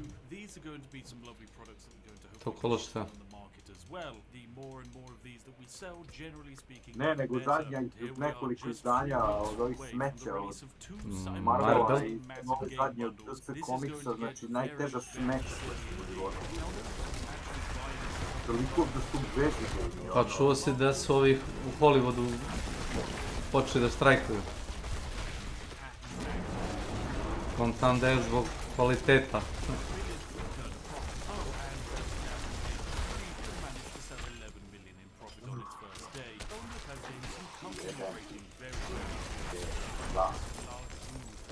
Advertise Gaz's Gamers Free. We can also advertise Gaz's original Splurge Bundle 5000. Despite the fact that it's probably going to get pulled off the market soon, why not just give it one last hurrah, one last demo? It's only been on the market for like 90 weeks and it's made us 208 million in profit. Look at that, 46,000 in revenue. That's how much those IPs cost us. Gaz's Gamers has already received a golden record, 1 million sold. Lovely stuff indeed. This can only go up, baby. Right, welcome back, ladies and gentles, Gazzers and gamers, we have made 500 million in profit, which is very good. The Gazzers Gamers bundle has sold quite a lot. It's 6.5 million to be precise, and so I think we're ready to release our next bundle. This is going to be some amazing hits. A few of these games in here actually cost us 200,000 to buy the licenses of, which is, you know, that's how you know it's a premium bundle. So this is going to be Gazzers premium stuff.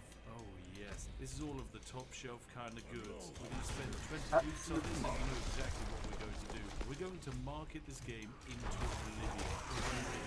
Gazzers lovely stuff. Welcome back, ladies and gentlemen. The Gazzers Gamers Bundle 2 has finally been taken off the market after 89 weeks on sale. It managed to make which was very good considering it cost us together. At the same time, Gazzers Gamers Free is about to go off the market as well, having sold 7 million units and making us almost 300 million in profit. But next week something brilliant happens. Gazzers Premium stuff hits the market. What is it? Premium stuff? Well, we're about to find out. Pa može to. Pretpostavljam da je to, mada to je reč koja ne postoji kod nas. Ali...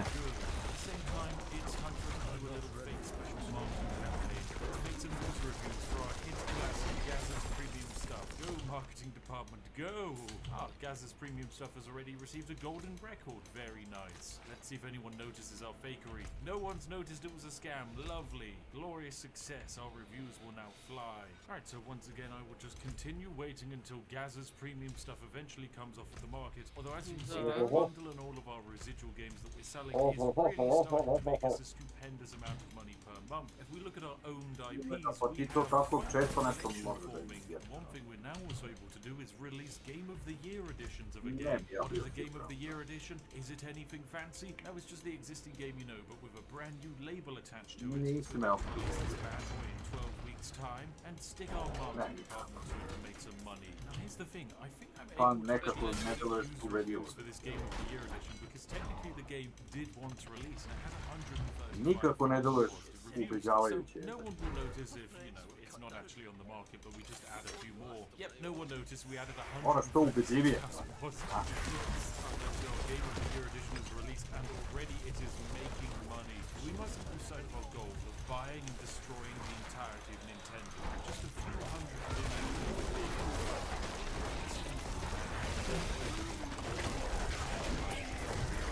And after an astonishing 92 weeks on sale, Gazzers Premium stuff has finally come off the market, making a tidy profit of 263 million. Right, ladies and gentlemen, 10 years into the game, the great bundle is I've created 4 bundles. The Chad bundle comprised of all of our top-selling, reselling games. The Chud bundle of all of the next best games. The Chaff bundle of a bunch of chaff. And finally the C bundle, which is just a bundle of nonsense. For some reason ahead of release, both the Chaff bundle and the Chad bundle are very much ahead in terms of pre-orders. Because next week we're about to make a lot of money. As you can see, we've got 868,000 in the bank, running at Netflix. But no, we've just made a stupendous amount of money. Yep, we've just made 43 million in game revenues just from these bundles. Lovely stuff. And they're going to continue to make money. Oh yes, the sky is the limit, ladies and gentlemen. Already they're just selling hundreds of thousands of Da nisi rekao da više ne igraš Hanšadan? Pa dobro, to je već, dobro. Da. Bez pretjernog opterećenja. Ali Rock'n'Roll 2 litka posle pogledam, jedan petica, jedan jedinica zajedno.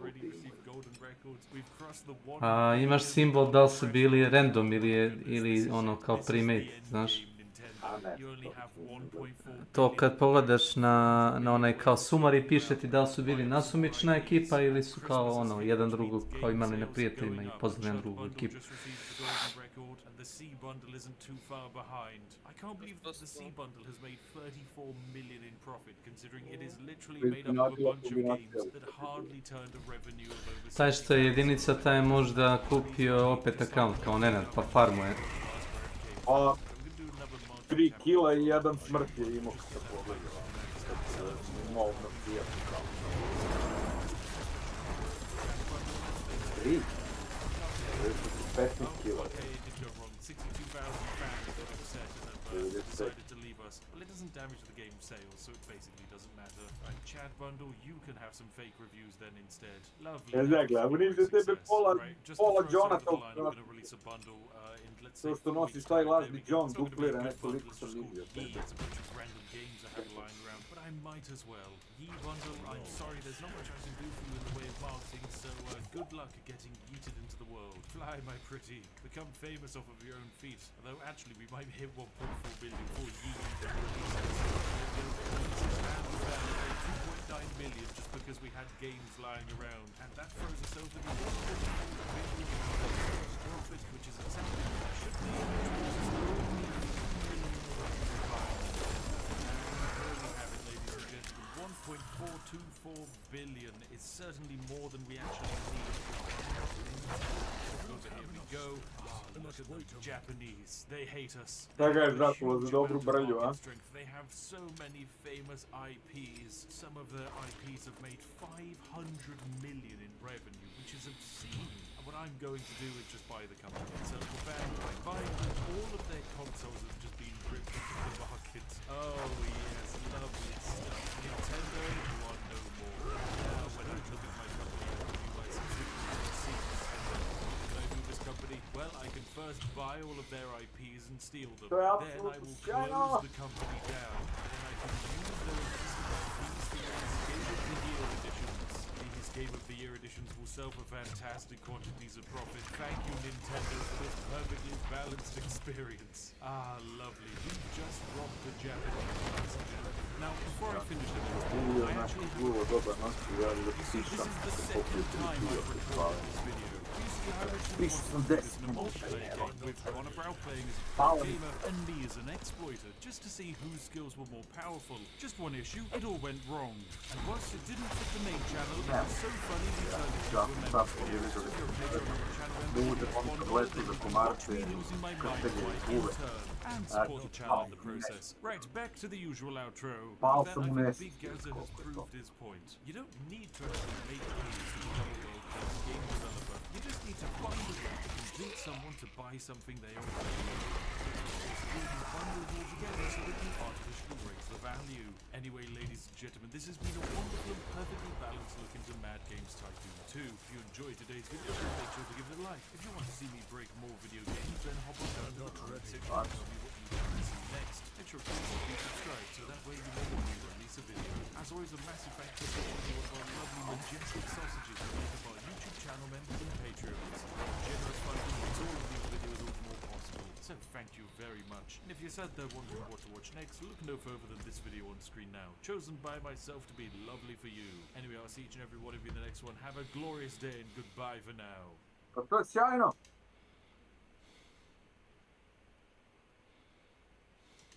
Hey there folks, and welcome back to the Gunners Guild. While I still don't have a build guide available, as there's just way too much stuff to collect and process, we do have another list of archetypes that we can quickly cover and review and place them in our tier list of archetypes. So these are going to be the unlockable archetypes that you can get in the game, and we'll just add them into the base archetypes.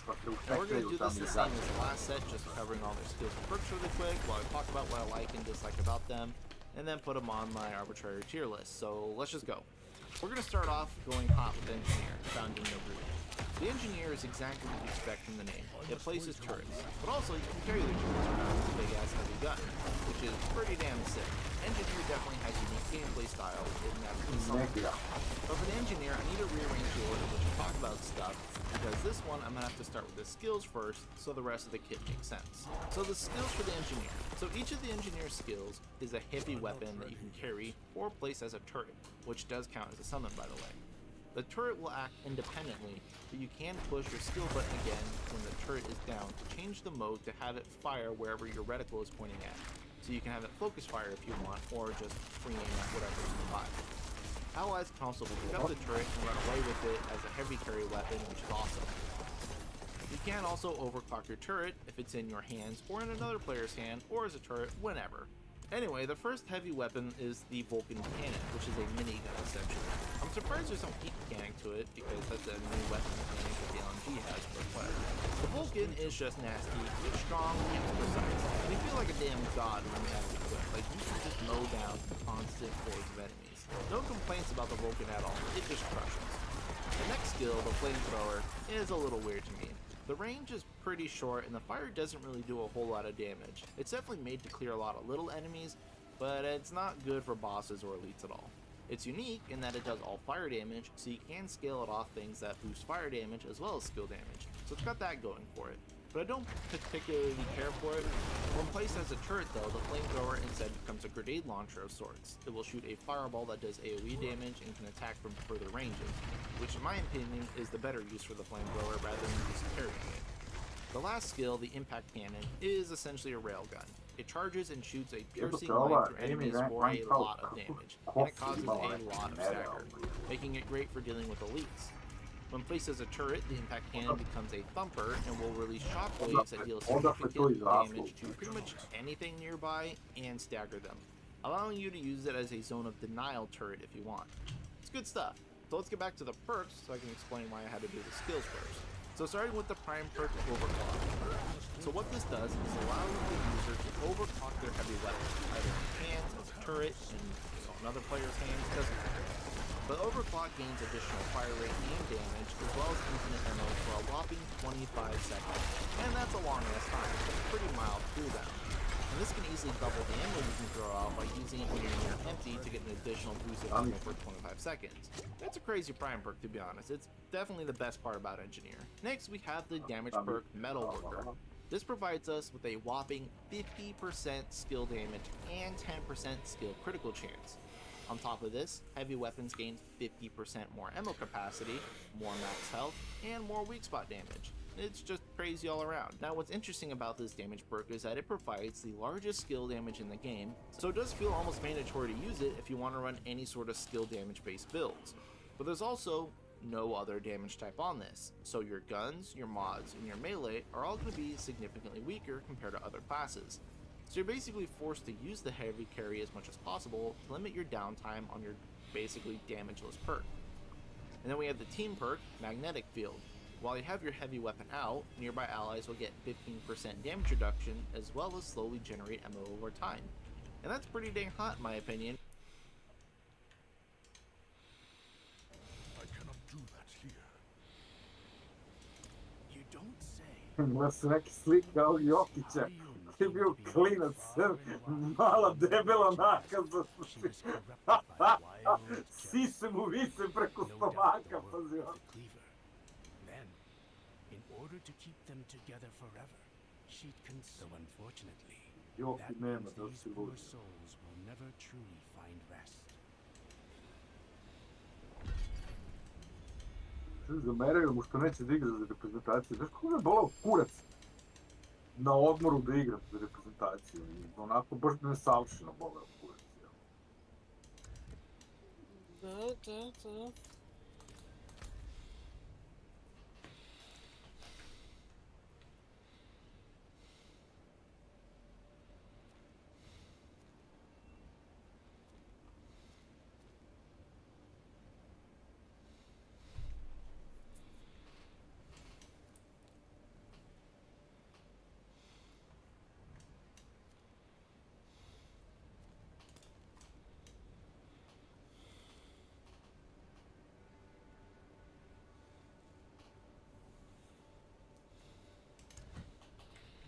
Kill the mid-look. Dun.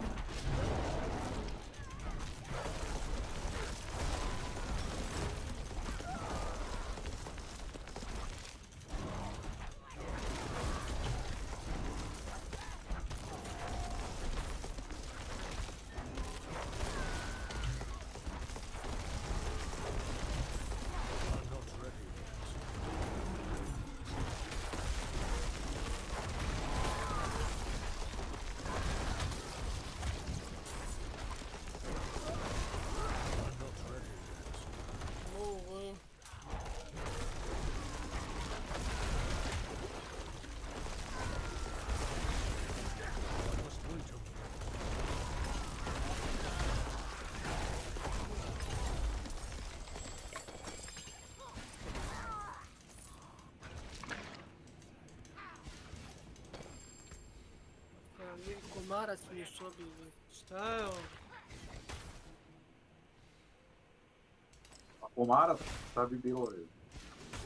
Nije slon. Ne znam šta je komarac.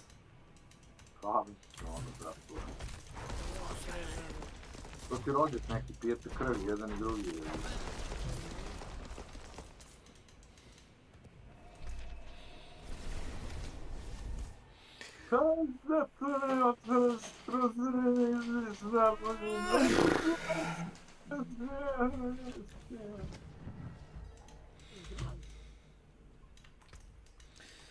Ni monotonija što me noćas ubija.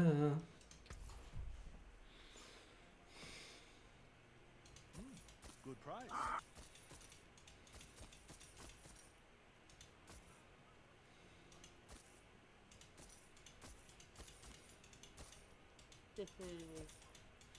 Very nice.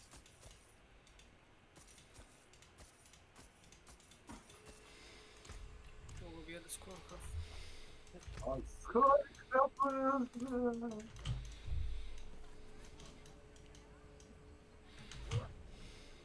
Huh?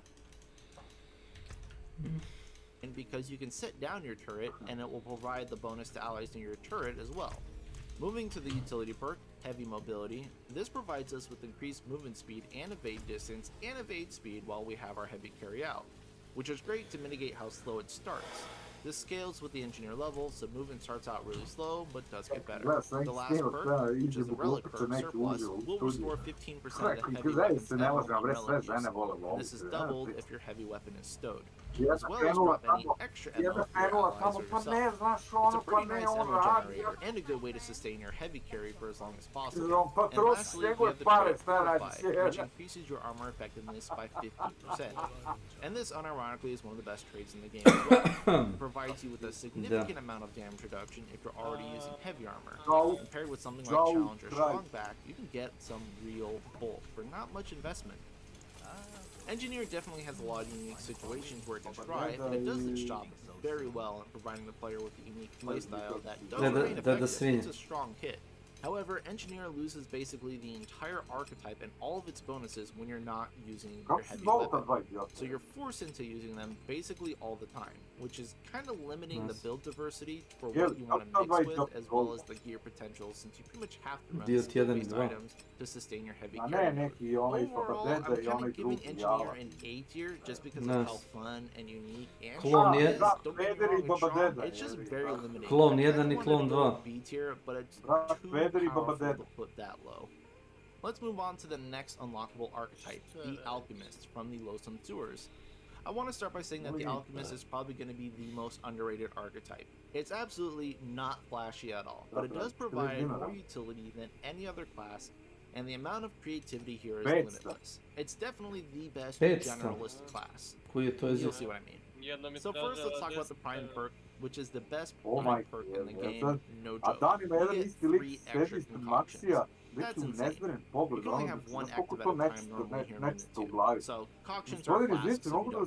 And these are a 60-minute buff that does something useful and will persist through death. So something like 25 more life, or stamina, leech, extra armor, whatever. So Alchemist has 4 total. So the Prime perk can be rewritten as something like you get 25 more HP, 25 more stamina, and 10% movement speed. Or you get 10% more mod generation, 6% HP, 6% stamina, 6% movement speed, and 30 armor. Or 5% life reach, minus 10 encumbrance, and 25 HP. It's very, very flexible, and I love it, and it'll help you refine any build. Next, we have the damage perk, Wicked Courage. This is the same as the medic damage perk, and then it's 25% all damage and 5% crit, no strings attached. This means Alchemist can functionally use ranged, melee, skill, and mod damage just as the medic can. Pairing this with medic is definitely a good choice, as you'll see as we continue. The next perk is Panacea. Curative effects apply to all allies within 15 meters and grant 15 to all resistances and 10 to blight resistances. So whenever you use something like a bandage or a blood wart, you will buff nearby allies to get those as well, on top of giving them extra resistances. And status is hurt in Remnant2, so this is a good one. The next perk, Gold to Lead, this one I don't really know. Picking up scrap or metal has a 15% chance to also grant MOU, Like, that's a pretty low percent chance. You're not ever going to be picking up scrap and metal in most fights. It's usually just ammo, so you're not going to get much use out of it there. So, I don't really see this being all that useful, to be honest. Lastly, we have the relic perk Experimentalist. This is a doozy. Using a relic gives you and all nearby allies a random buff, and you'll see what I mean.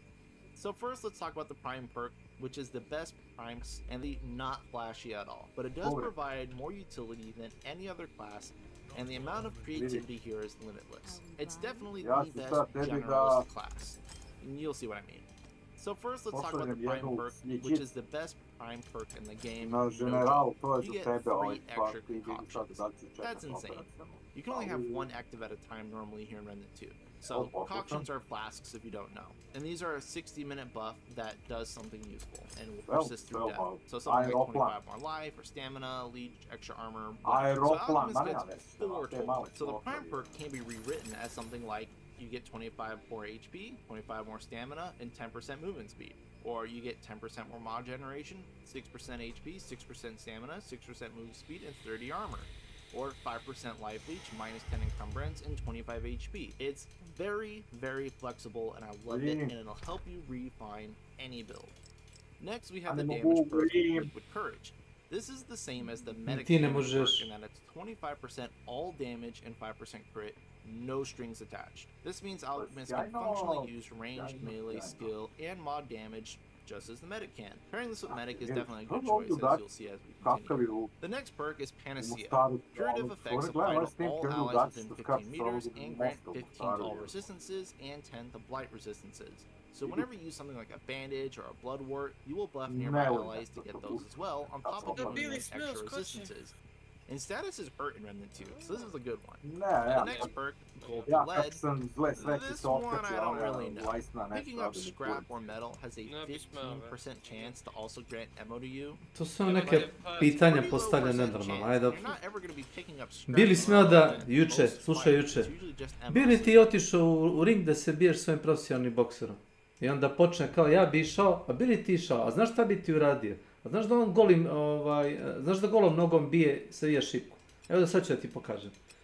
Vidiš maloga Azijeta lupa cevanicom po šipki, ono kao šipka, ono znaš, ono, odbija se. Ja rekao, okej, čovjek ima tvrde cevanice, šta sad? Pa vidiš kako se savija, ne savija se. On nađe drugi klip, pokaže profil šipke, šipka ono aluminijska, znaš? Aluminijska šipka, iste boje, samo razumeš, ono vidi se da je druga šipka, pokazuje da je šuplja, razumeš? I se stavi je kao i lupi i ona se kao savije. Pa rekao, to niste šipka, kreten. Imbecil.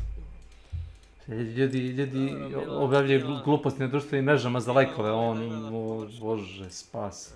TikTok gluposti. Ko ti to šalje?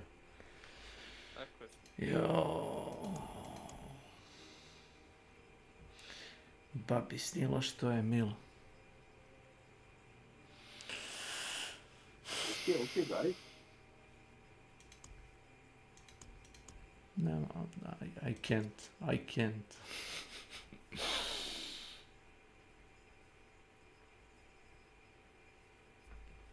Yes. Yep, tip,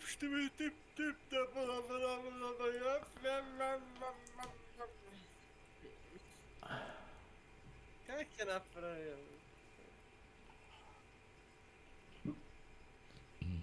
To ja takav kad bi Tuki knjigu i plešao.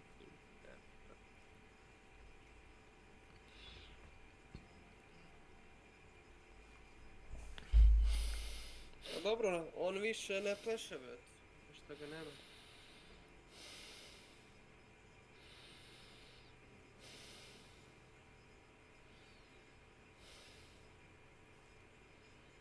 Ko će kome da pleše?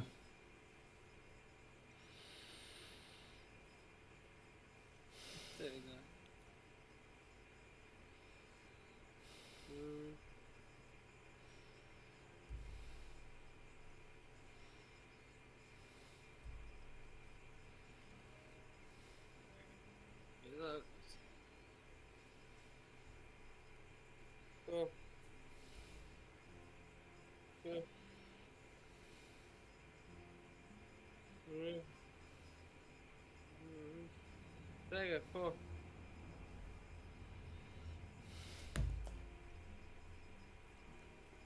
Rasti mi. Ko su ti ljudi?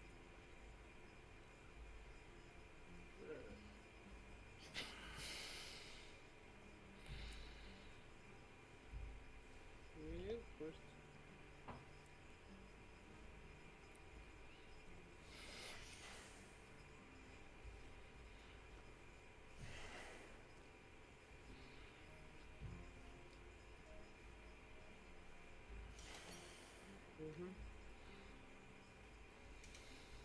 Da.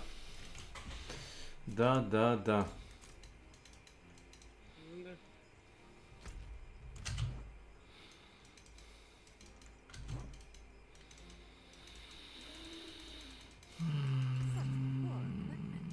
Let me help.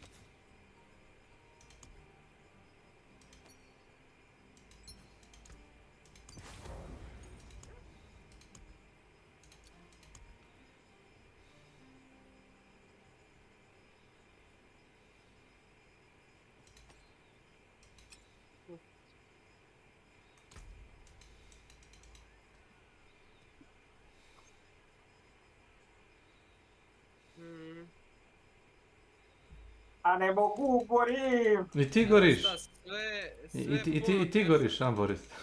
A gorim! Gorim! Ne mogu skrepik se zapali. Skrepik? Skrepik? Skrepik. Skrepik? Neko rekao skrepik? Milane, te zapalio skrepik. Moj Milane. Zapalio je njega. Moj Milane. Jabuko se grane. Kad u vojsku pođeš? Jabuka. A napeto je. Sad ću vidjeti.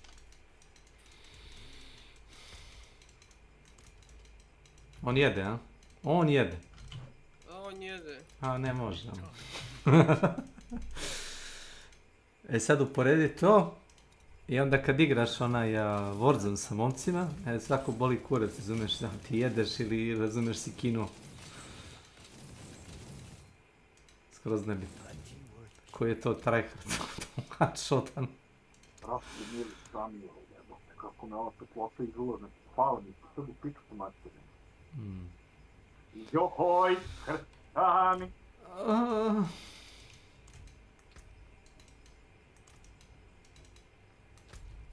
Joj! Ekšićavi! Joj! Milane, šta ti misliš za ovu Arianu Grande, je li ona kurica neka mala? Šta? Gonna get much use out of it there. So, I don't really see this being all that useful, to be honest. Lastly, we have the relic perk Experimentalist. This is a doozy. Using a relic gives you and all nearby allies a random buff for a minute. This buff can be anything from reload speed to life regen or haste. It's a nice extra buff to give everyone on relic use. And finally, the trait Potency. This increases all consumable duration by 100%, which obviously will make each cost last 2 hours, which is pretty crazy. But it also makes things like fairy dust and other injectables last 1, which is enough time to keep them up during boss fights without having to just go full meth head like in Remnant 1. It's a subtle but very good trait. For the skills, Alchemist has a lot of good choices. All 3 skills are vials that can be slammed on the ground with a press or held and thrown like a grenade to create their effect at range. The first vial is Stone Skin, and this does everything you would want to tank. It gives you 25% damage reduction and -1 stagger, which means you're going to be an absolute unstoppable killing machine. But it also makes you immune to statuses and greatly increases your blight resistance, so you can use it to clear any statuses you have on you as well. The only downside is that the buff only lasts for 10 seconds, and then 15 seconds after you leave the circle. So at most, it's going to be 25 seconds if you want to complete yourself in the pool. Which is very, very strong regardless. I just don't like being confined in games like this. The next skill is Frenzy Dust, which is just like Frenzy Dust from Remnant 1, except that you can throw this one as well. It gives you 20% fire rate and reload speed, which is very nice, but again has the same 10-second duration, plus 15 seconds outside the pool. It's a great offensive option nonetheless, but it's just limiting with how long it lasts. Lastly, we have the Elixir of Life. This vial provides a 20-second buff for anyone that steps in the pool that gives them 5 life regen per second. Low, but it's something. But the important thing is that if players die with the buff active, they automatically get revived. You can also throw the vial at players while already down to revive them from downtown. It's a very cool ability. Alchemist, being the generalist, has skills for tanking, damage, and support. So Alchemist is the jack of all trades archetype, as I mentioned. It can provide many buffs to the player as well as allies. I think they have the best prime perk in the game, which is their saving grace, but their skills kind of force players to remain in a certain area, which is detrimental to a degree. And to get the most out of Alchemist, players are going to have to invest in a lot of scrap to stock up on consumables and more concoctions. So it's going to be a while before the players can make full use of this archetype. So overall, I'm actually going to give Alchemist a B tier. I feel it's more flexible than anything else, including Medic. It's just not quite strong enough in any specific area to get a higher rank. And again, you have to dump a lot of scrap into this thing. It's definitely going to be the best archetype to pair with. It's definitely going to be the best archetype to pair with anything though, once you get enough scrap to sustain its consumable cost. The next archetype on this list is the Summoner from the Blood Moon Altar in Yesha. Summoner is a very interesting class and quite difficult to manage and use compared to other classes. It's got a lot going on with it, but let's dive in and you'll see. And like the Engineer, I do need to reorder this one, so we're going to start with the skills so that the rest of the kit makes sense. The first skill is Summon Root Hollows. You get 2 charges of these and can summon up to 2 of these Root Hollows, and each summon costs 15% of your HP to summon. Though you can't die from summoning, so that's good to know. You can also hold the skill to sacrifice your minions, causing them to explode to deal damage to all nearby enemies. Sacrificing your minions reduces their skill cooldown based upon how much life they have. So if you sacrifice them at full, they recover 50% of the cooldown, and if you sacrifice them when they're almost dead, they recover life damage. So you can use them to just sacrifice, summon, and sacrifice again for more of an explodey sacrifice playstyle, rather than just keeping them out permanently. Which is interesting because it automatically right off the bat has 2 different styles of approach. Next skill is Summon Root Flyers. Again, you get 2 charges and can have 2. These guys only cost 10% of your HP to summon. They attack from afar, and when you sacrifice them, they spawn 3 homing rockets that fire at enemies, and they can potentially shotgun one enemy. Flyers are pretty good. I prefer these over anything else. The last skill is the Reaver, which is an elite enemy, and you just get the one, and he costs 35% of your HP to summon, and he has a long cooldown. His sacrifice explodes and drops into a lot of little explosives that bounce around and kill everything nearby. It's like a carpet bomb for the area. So all the skills that the Summoner have are basically functional skills. You have a Summon that can just go out and fight until it dies, and it's also a bomb that you can detonate at will. And now that you know that, let's talk about the perks and such. First is the prime perk Ruthless. When the Summoner is your opponent archetype, you can choose the summons to cause them to be enraged for 40 seconds. While enraged, minions get 50% increased damage, attack speed, and movement speed. They kind of just go crazy. And it's really easy to accidentally hit your summons or use some sort of AoE to trigger it, so it's kind of up a lot without actually having to manage it. You can also refresh the duration while it's already active, so yeah, pretty easy to sustain. Next is the damage perk Dominator. While you have a minion out, you have 35% increased mod and skill damage, as well as 5% mod and skill crit. So this class has the highest direct mod damage perk. On the flip side, if you sacrifice a minion, you will instead gain 30% range and melee damage and 5% crit for those 30 seconds, or improve something more. So as you can see, you're going to have to alternate between mod and skill damage and range and melee damage. It provides you with 2 styles of gameplay. Permanent minions, and you can just use that to stack skill damage for your minion damage and mods, and then you can sacrifice your minions to get more range damage and melee damage. Downside to this perk is that sacrificing your minions makes you lose your skill damage, which means you don't actually get skill damage bonuses for sacrifice bombs. The next perk, Residue, makes it so whenever a minion dies or gets sacrificed, which will restore 2.5% of your HP per second if you're standing. So basically it's going to cover all the HP loss from summoning them. It also provides you with bonus healing for some reason. The next perk, Outrage, grants you 3% life leech for each sacrificed minion, so 6% max, and 15% movement speed for 10 seconds when you sacrifice a minion. This is going to help you shift from the Summoner to the Exploder playstyle. The last perk, Insight, grants your minions 5% HP regen per second, and 15% increased damage and crit chance for 30 seconds whenever you use a relic. It's a long time. Good for the permanent style for minions. The trait, Regrowth, gives you 1.5 HP per second, which doesn't seem like a lot. Kinda not, but if you pair it with like Medic with Triage, you get 50% more.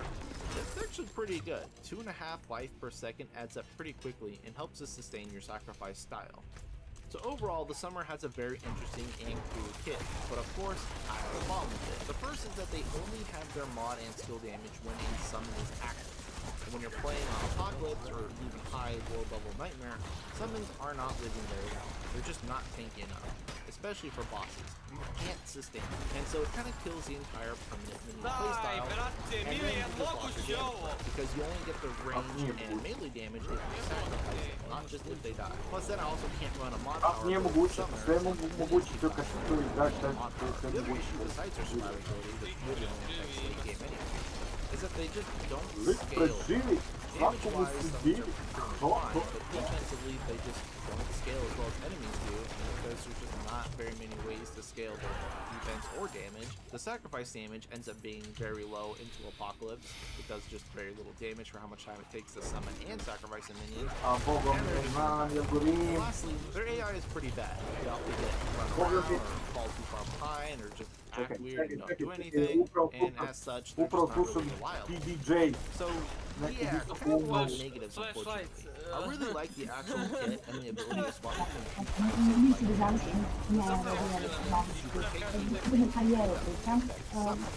but there's a lot of investment and a lot of fun for this class, and I just think it kind of fumbles at the higher difficulty.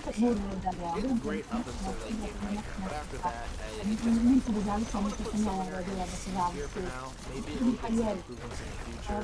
But right now, the next archetype on the to-do list is the Explorer, obtained from beating the game. The Explorer is a really weird archetype because it's definitely not made for combat, more for farming, and has such a unique style. I just kind of love it. So let's talk about it. Explorer starts with the prime perk, Lucky. Lucky gives you a pretty good chance, 35%, to spawn additional items from elites, aberrations, and bosses. This can include relic fragments, scrap, very useful for upgrading weapons and stuff like that. The next perk is the damage perk, Scavenger. What this does is that each time you pick up anything, scrap, metal, enemies, whatever, you get a stack of Scavenger. Damage for 5% for 15 seconds, Dai bre, 5 stacks, and 60 seconds. So it's 25% all damage and 5% crit. 25% damage for most is pretty good and not hard to sustain until you pick up health. And then we have the team perk,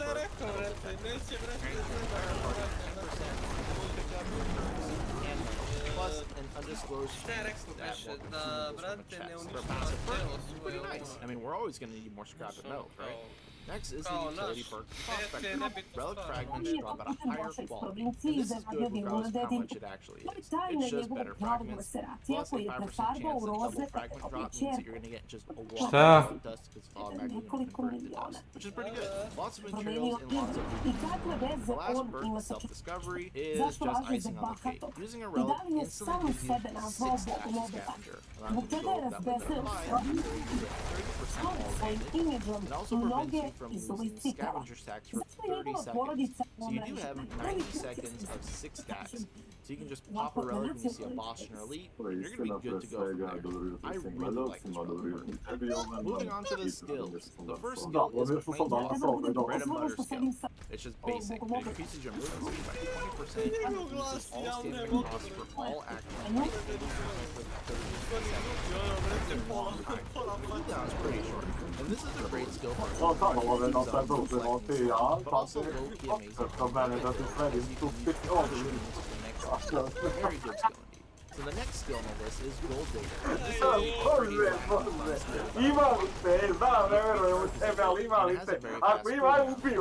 to dig into ground and dig up wells that provide you with approximately 15 seconds. The wells themselves last 5 seconds, and then just touching them grants you the buff by 15 seconds. You kind of need to keep going for a well and touching it. The wells can provide healing and max reduction. I really like the skill a lot on paper, but it just kind of takes a long time to dig up the wells and forces Znači, the... mi smo jedna sasvim posebno obična porodica, sem kako nismo. Jo, majko. Ali ono, bre, zavrati dete, već. A? Čekaj, ono, da? Ček. Kako se zove? Klip onaj, brate, što je, brate, rekao da kao neće ona, zamisli onu, brate, mjesto nje priča, neće ona više da rađa, ne smije. Da upropastimo to samo. Imat ćemo neke kurve tu, pa ćemo pumpamo ima da razviju. Ko da je to, znaš, ko da ne živi za, brate, dete koje je napravio. Kako je to debil, stavio 3 puta veće zube, ne možem da govori normalno te zube. Stavio XXL, brate. Znamo ta neka retardirana poza, nasmejano blagostanje u životu. Welcome to my channel. HVDES. Welcome to my channel. Svake godine sve više plastičan, znači sljedeće godine očekujem da, brate, operiše, ne znam, da stavi 2 ruke, brate, još dodam. Tvrd penis. Znači, nećemo sada da radimo obrvice Jovan i Jeremić, a dobit će grafičko istraživanje obrva na pičkici. Zato što smo čuli da je zarasla jer je jako neprijebana, a mi ne znamo da dozvolimo jer da ona bude neprijebana. Znači mora kad pokaže svoju obrvicu pičkicu da se osjeti taj miris teranja u vazduhu i da svi polude za njom kako bi joj napravili malo dete, kupili Rolex pa i onda. Rolex, sve izjeli. I onda posle danas treba neko da kao naš... 3 najveći debila u Srbiji, debil Adaktar, retard Jeremić i moron Didi, evo te, znači, strašno je. Znate, ja sam stvarno u USA, tamo sam sad zeta, velika zeta, i jako malo sam Srbija, i znate, znamo tamo. Znamo. Inače, vi ste novi. Znate, ja vas ne poznajem, ja sam sad jako skoro stano u USA, tamo sam zvezda, pa nisam bila odavno u Knez Mihajlova, ali dobro vi ćete da mi sad date kokice, a ja ću da spremim dinare. Ona će da spremi dinar. Zamisli tu količinu budalizma u 2 rečenice. Koja je to količina budalizma, ej? Pa savršeno, ne postoji jače, brate u. Takvi ljudi imaju značaj. Para raspadaju. Žaba kad nemaju mozga. Kad su operisani od ravnosti. Krstanim joj! Svet u kojem oni žive u svojoj glavi nije svet koji postoji. Nema tog sveta nešto. Niko drugi ne može da ga nađe sem njih, jebote, ono. Znači, brate u. Brate u. Debra u.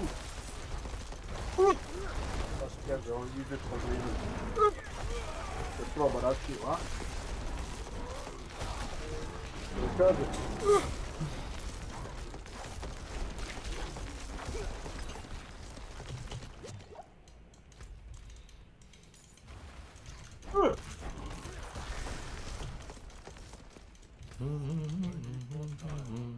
Kreativu! Stari McDonald imao farmu. I jo. Kreativu!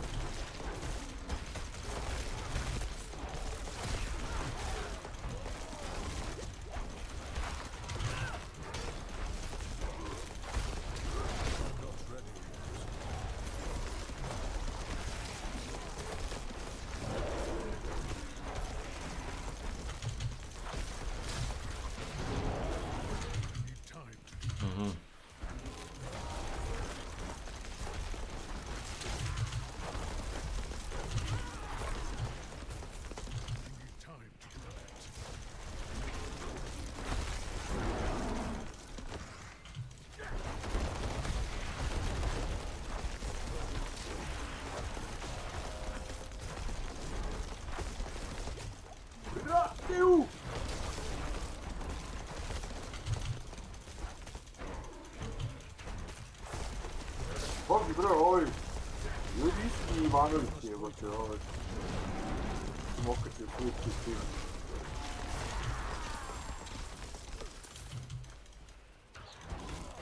Šta isto radi na gradilištu? Ne, pogledaj pa. Pogledat ću.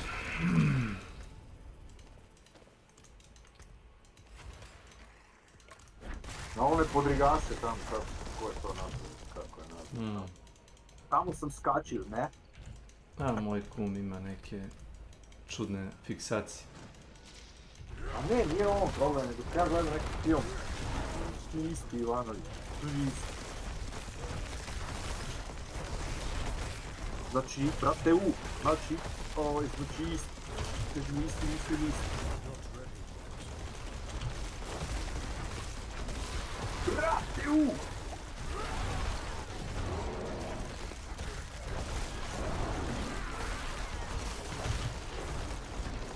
Brate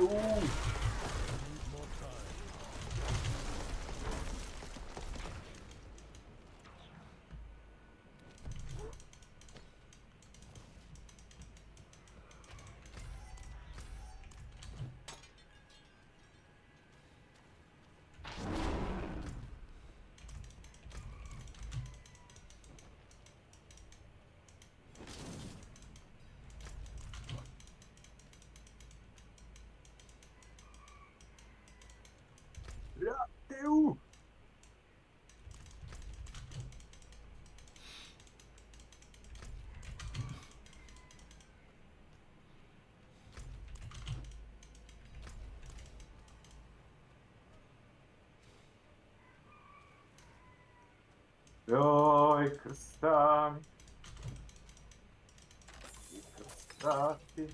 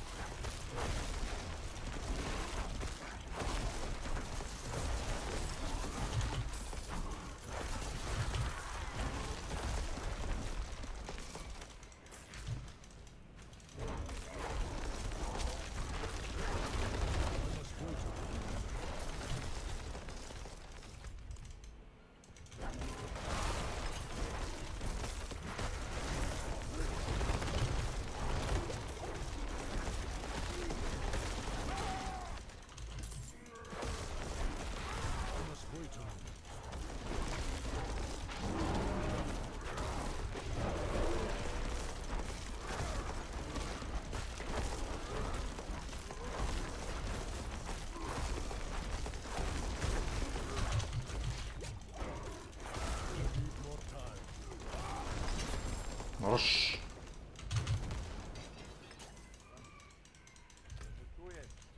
Halo?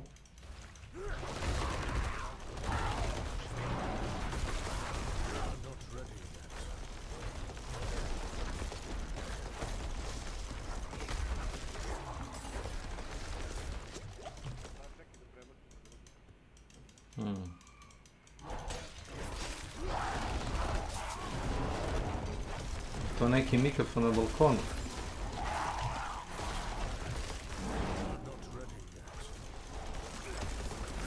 Dosta sam ga čuo, okej. Boris.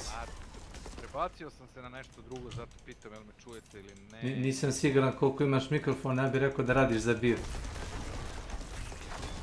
I radim. Pa kako ne radi?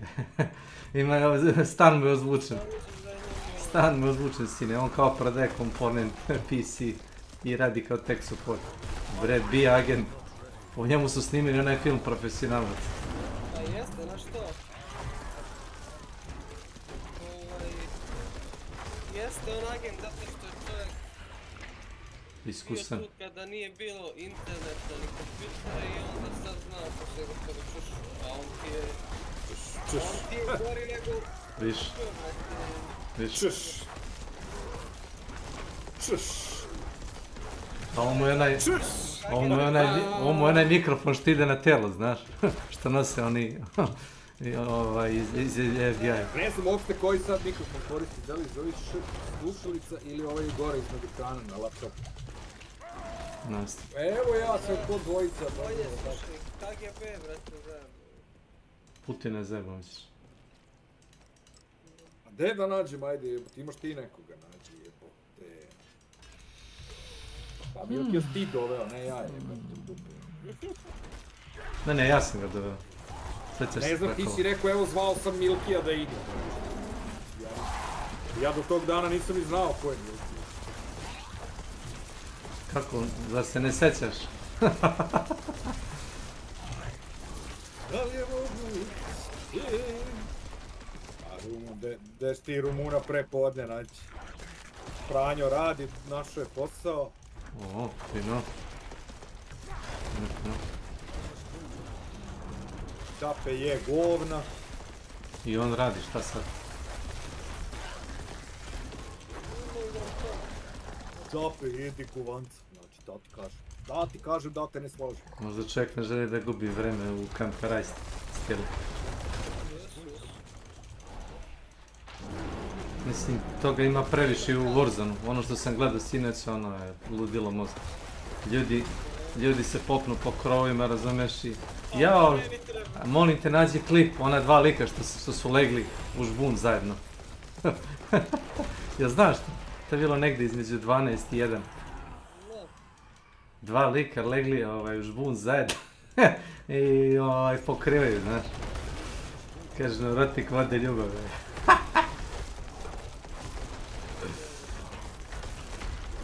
Ja sam rekao, Milane, pili si je. U kantu fali samo da možda zalegneš. Da si vidi sablja iz žbuna. Onako spoda. Milane. Idi, jesi. Gdje ćeš jebate poslije 3000 sati bre da igraš? Didi Milane, Misliš poslije 5000 sati, je li to? Didi Milane bre. Nema pojma, I to koliko? 3 mape? 3 mape posle 5 godina. Sad te bounceo imam, ono, prestiž 100, deću više, šta da radim, ne znam, da igram za čarmove, za skillove koje neću. Igra sa 2 oružja, to su shotgun i pištolj. To je to. Tako je, naravno da mora se igra zbog mene, ajde, odmah palite igru, odmah. Baš zbog tebe neće da igra. Kako? Da, baš zbog tebe. Kako, ali to je istina. Ja sam razočaran ako je to istina. Ti si razočaran? Pa kaže, Ilija da ti zbog mene u stvari nećeš pališ igru.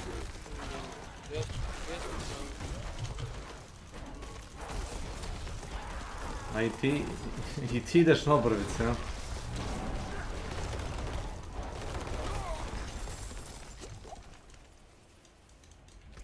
Brate, Gardi, koliko sati imaš ti u vrati kantu? 1002. A? Koliko sati imaš? A gdje znam? 1000 do 2, bez gledanja. Ti kolom jebeni. Piše tamo na Steam profilu. Stav je to tebi. Pa onako, baš se nešto i ne trza mnogo kupujem sad. Dobro, nego ti kažem, ja imam 3000 i jednostavno ne igram si ga. Gadi mi se da je upalim, ko da je rekao uzem pištolj da mi nabio u ono, brate, glavu i igre. Eto, tako se ja osjećam kad igram. Misliš čisti efekat.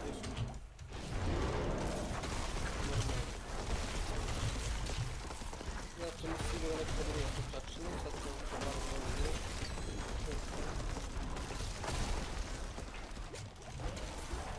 Ozirno. Zanimljiv ime je.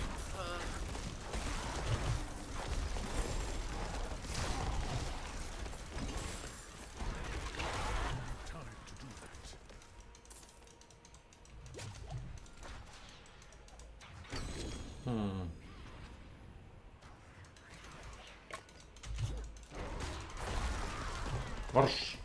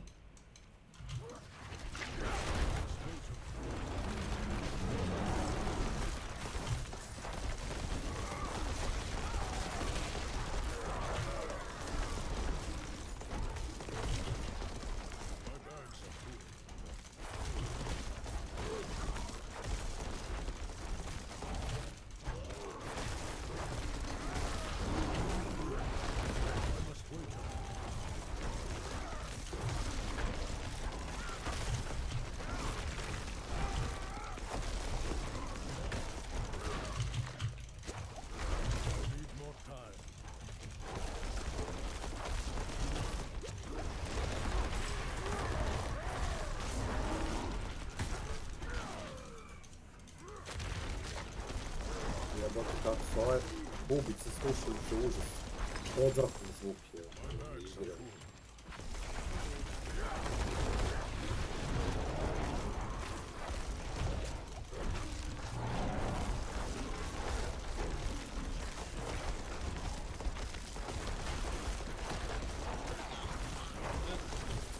Milan? Milanezer? Ja pa derpesio.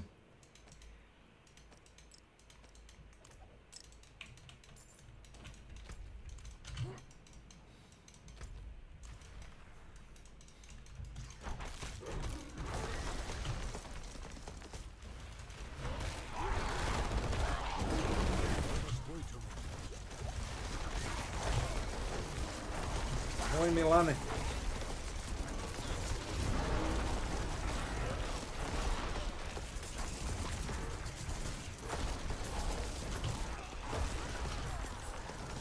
Gdje je moj Milan?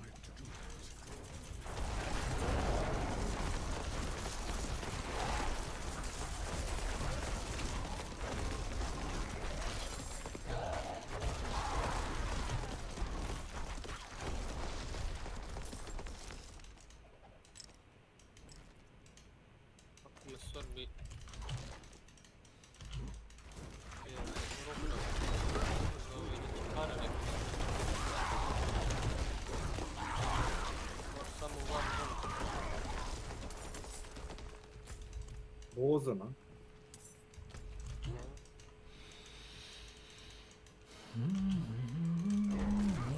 Samo Ward.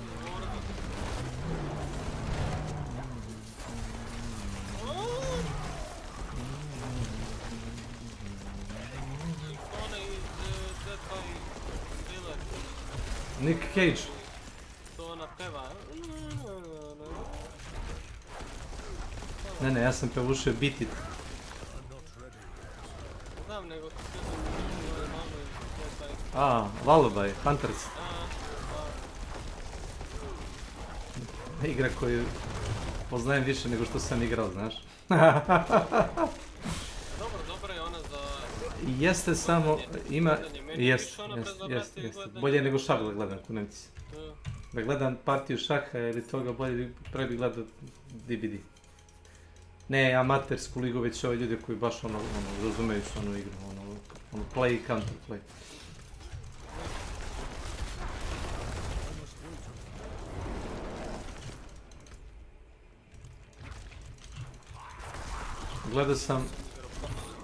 Gledao sam lika, imaš ljudi koji igraju turnire.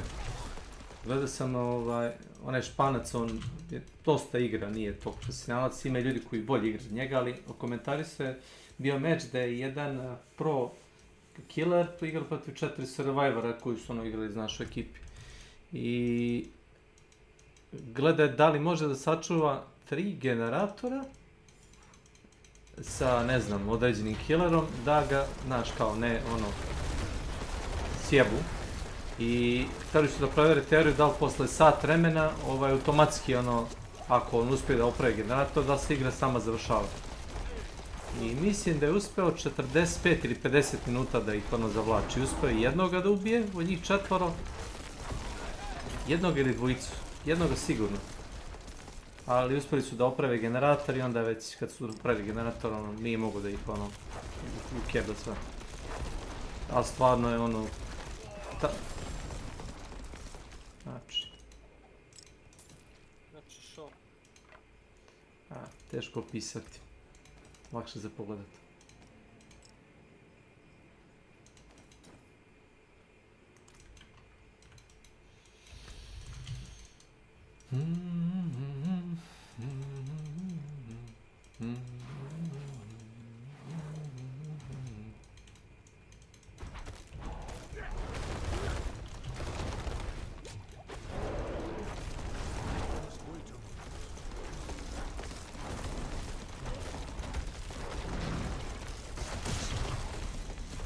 Aj bre, jebe vam mater! Ja. Moje me čekaj.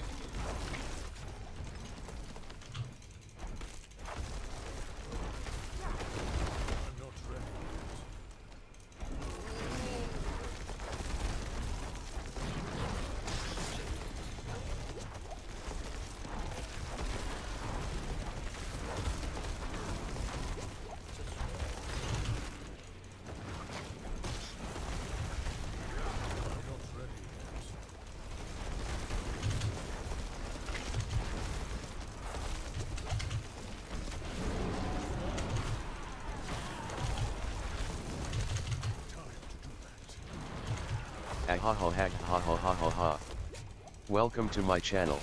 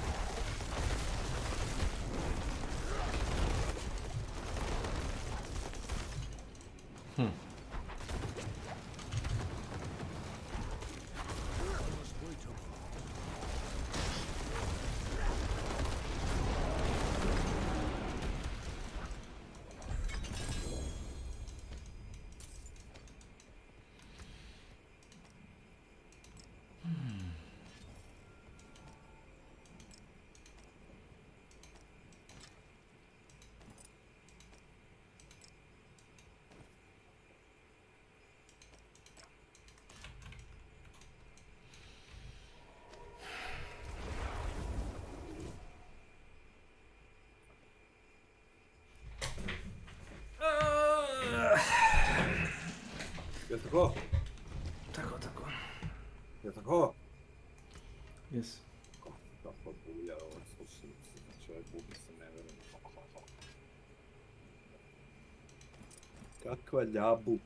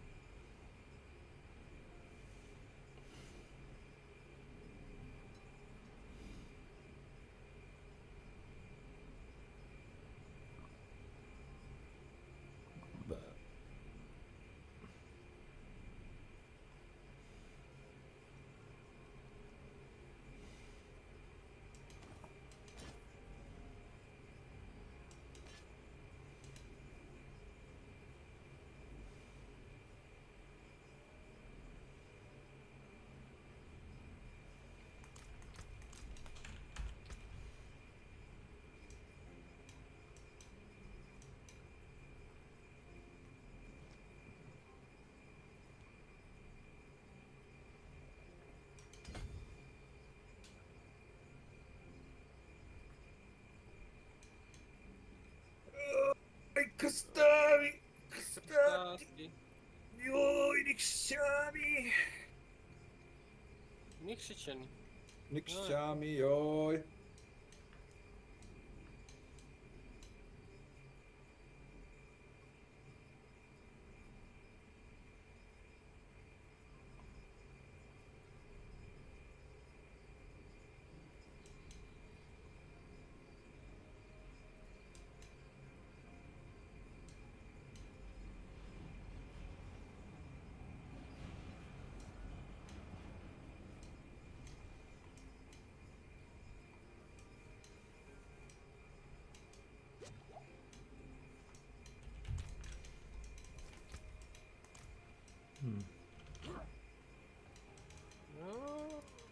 Aha.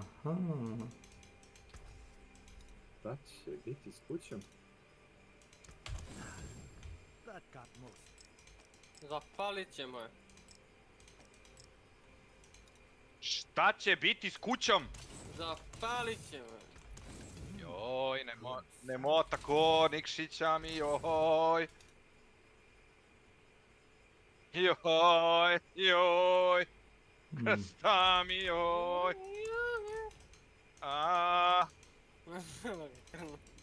Kako kaže? Kako kaže? Ti to bolje znaš. Jesi ti DDDJ, a? Ne, imaš?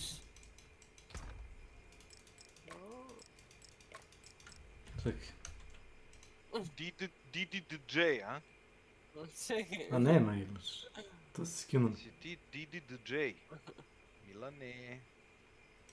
Milane, si ti DDDJ? Tako. On je flash light. Kuku majko. Jebate žive. Joj, krsta mi! Ko sve ima prostora. Remnant2. Welcome to my channel. Johoj. Strašno me. Johoj. Molim. Molim. Koga? Naravno da ne bi.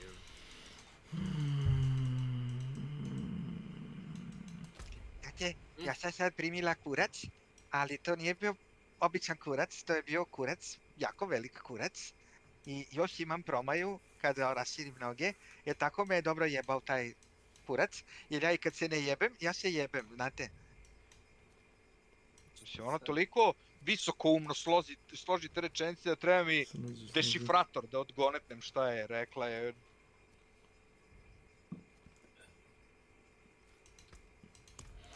Si.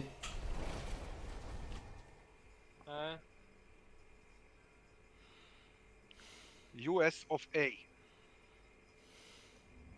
A ovo šta je sa serverima, jeboti. A šta je bilo sa serverima, bre? US of A. Jeli, Drakuloviću, šta je bilo sa serveri? Serveri. Ajkulo Drakulović, what's wrong with servers? What's wrong? U Vozonu da baguju serveri, to jako sam iznenađen, to obično se kod njih ne dešava. Da. Uopšte. To je najveća bulja od servera.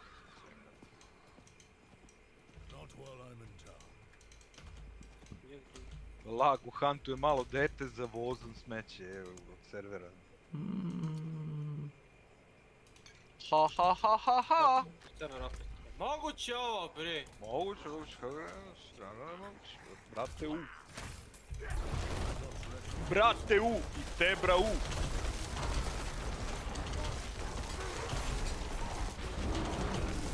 Brate U!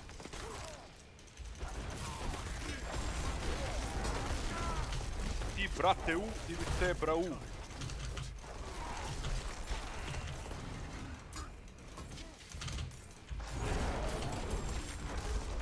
Brate U!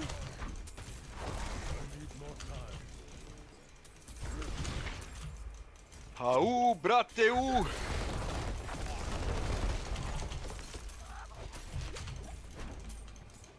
Milane, imaš ti brate U-a neko?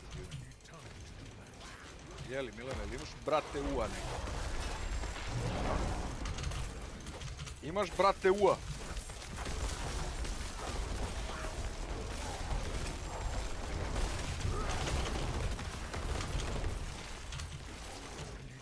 Moj Milane. Ma jo, to ne znači to, ajde.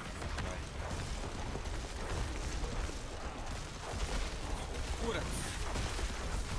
To znači kurac, jel, a? Jel to rekao, a?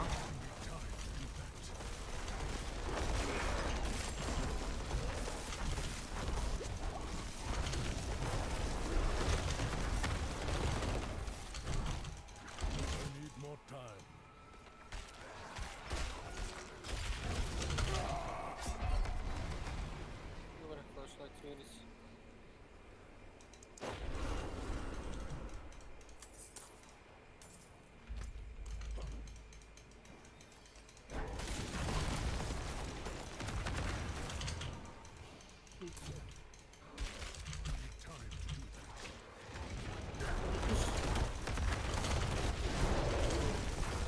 Meni je kačak krenuo. Kačak. Inače, sad smo sustavljeni jedan. Ali... Gledao. Inače, onaj bi tako zvučao da nije one zube XXXL stavio. One retardirane zube, najjače ne može ni da priča, ali... Što je debil.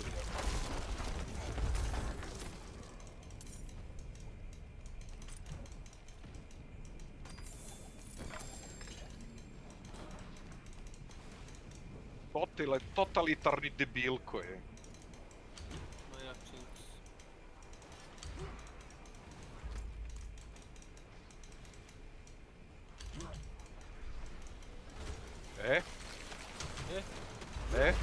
Tri, a? U jedan ili... Tri palačinke. U jedan ili... Ajde, mogu se...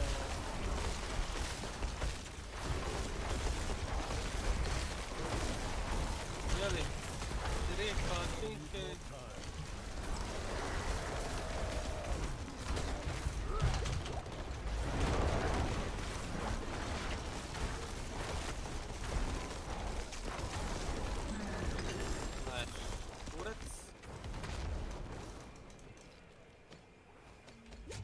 Jel najjači? Najjači.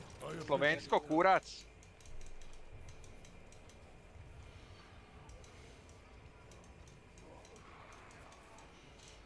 Nema mi municije u pičku. Aha. Tu si. Prate, serveri ne valjaju kurcu, ne mogu ni da igram igru. Neurotic Official. Welcome to my channel. Ja ne znam jesu oni normalni. Gdje si neurotič, šta ima? That's absolutely marvelous. To je šurac. Koliko sad danas? Nista pre Bruce Nesto. Prevruće. Slažem se. GRC mi avešao u listu nogas.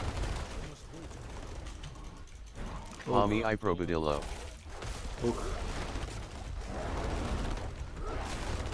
Kaže čovjek uvatio ga grču nogu. Prepostavljam da u nas... Milana uvatio grču kurcu. Hoći sad i jedan posle Vidio. njega. Brother! HH. Brate u! Mother!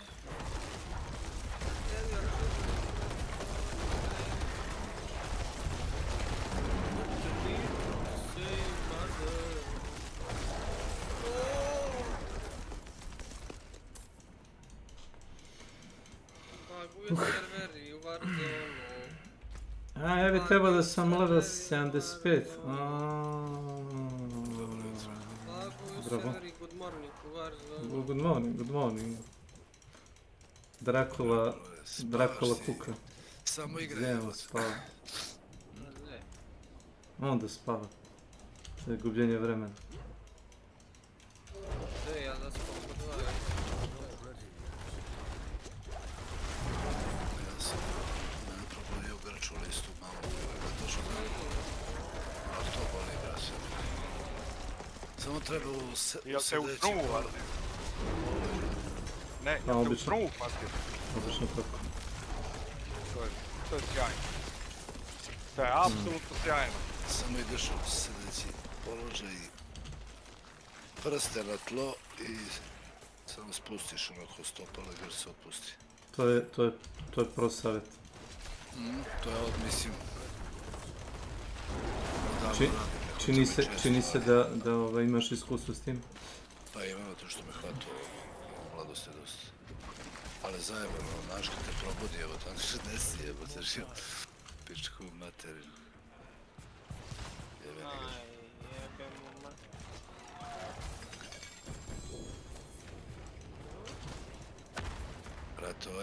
Miči otišao kurac, riba sedi u blokadi, crta se gola, masa donira, penimo se, podruga spava, ova se isteže, Debra ja streamujem 13 sati juče, brate, ušlo 5 ljudi jebate život. Služi za video igru.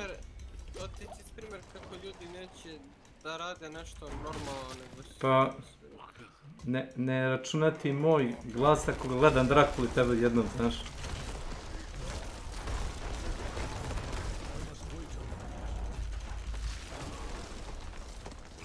Ali Drakula je neozbiljan, znaš. On nije posvećen tome za rat. Ničemu nisam. Pa mislim ono. Kad angažemo ribe iz kraja, kupim kameru, one sve... To je to, samo ih pozovi da budu backup danceri. Kažu mi ne igram. Nije ni važno, da. Znate, engleski malo se smeškajte i to je to. Ostalo svidjelo se sebe, naša donacija bez sebi. Samo uđu meni. I bolje bi radilo nego na strašno vas.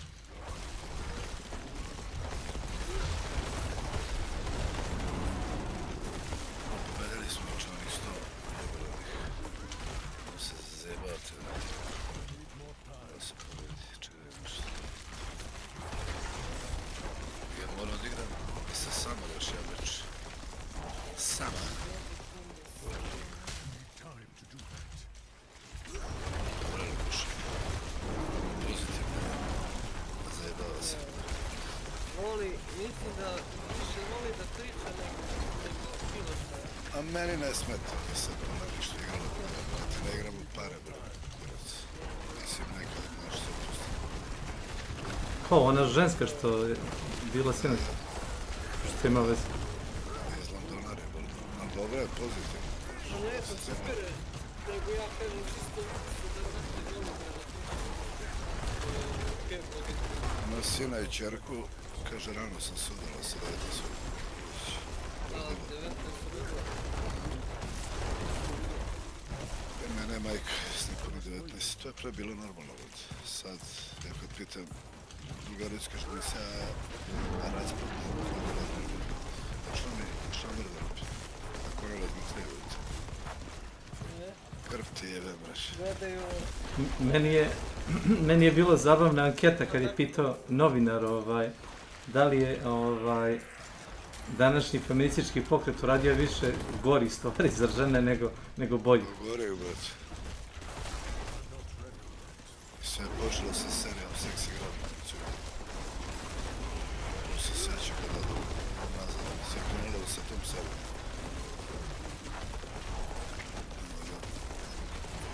Dobro rekao je Rajdenić, brate. Sada su sve zakon. Ne može imati potrežno najboljice. Sad, petoro, djece, tako, znam pravi.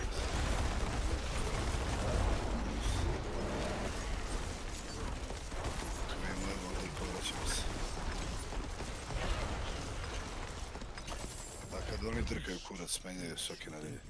Te može ovaj trio, te ovaj duo, te ostavi. Moram da se razbudim i sve pologu. Ne mogu još. Ti dok se razbudeš, ja ću biti na poslu. Crna Gora, ja dok dođem. Dok se odmorim, brate, spavanje. Moram da sjednem malo, brate. Sjedni, jer ne. Ma nisam ja se budio nešto više potapao se kao još malo i... Grčman sam opet zaspano sam se probudio, sam se vrteo na 2 sata, znam što. Kući će dići, rekao spavaš pola sata i kurac. Spavao 12, pola 1, to ne volim. Ja do 10 najkasnije ustanem, 9, pola 10. Već posle 10 kad ustaješ nije to.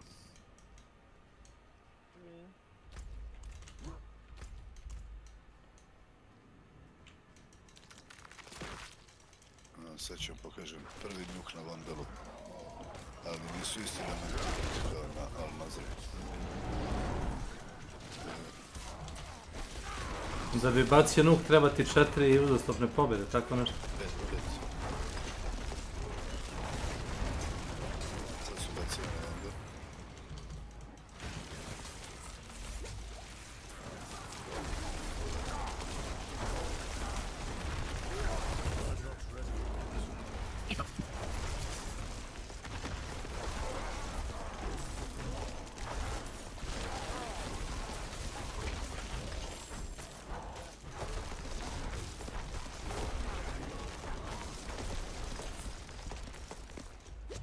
Ovo je prvi njok na vandalu, ali nisu isti elementi. Ja koliko vidim, dobiješ amblem, koliko kart, neko oružje snimljeno, sve sam pre. Meni delo da ih je kod. Možda je neki arab, jeste u stvari, na almazi dobiješ veće operativnice, ove katane, koje je radioaktivno.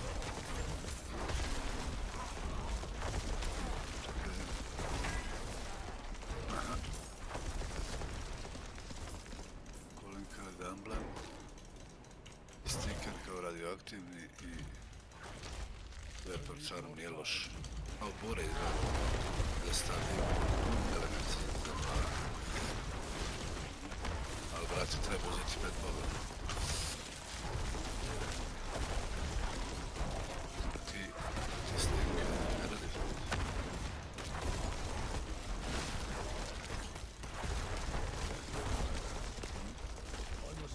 Moram da proverim.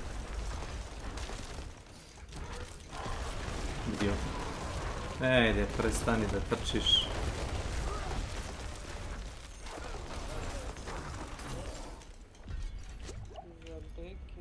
Well done. Thanks.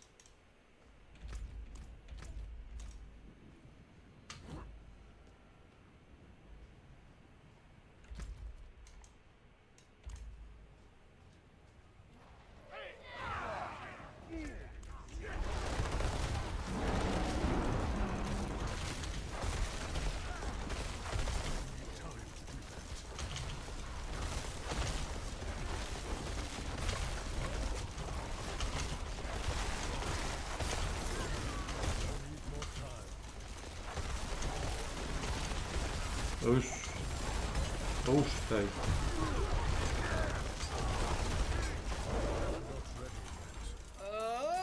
Step, bro. Thank you. I could use some assistance. I must wait a minute.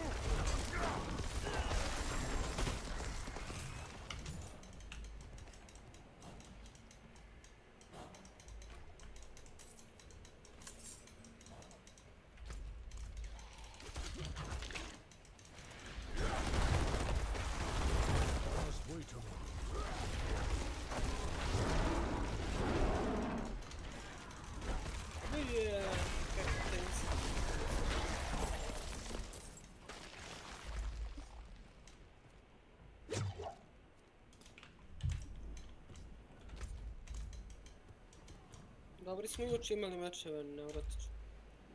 Impressive.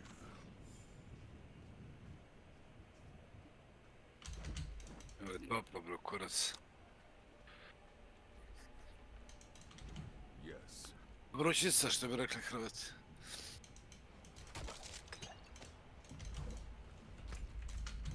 Vrućica.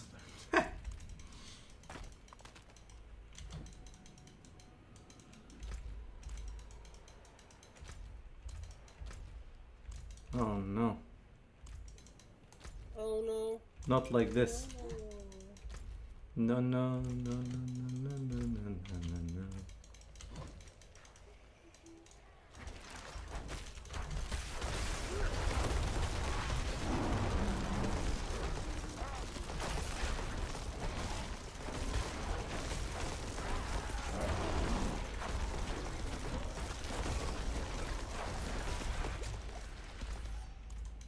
Da prison break opet nego. Oho.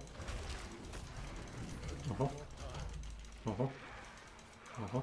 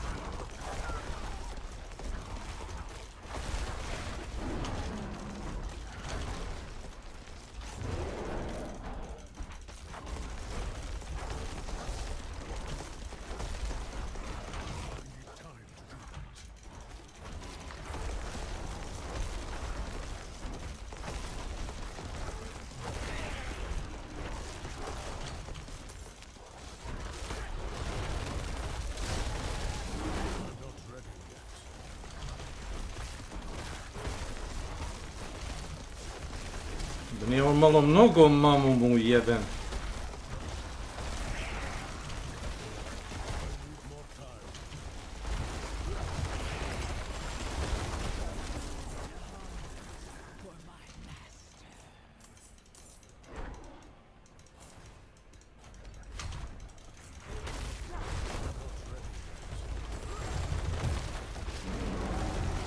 Treba sagledam ovaj snimak streama kako smo mi ubijeni.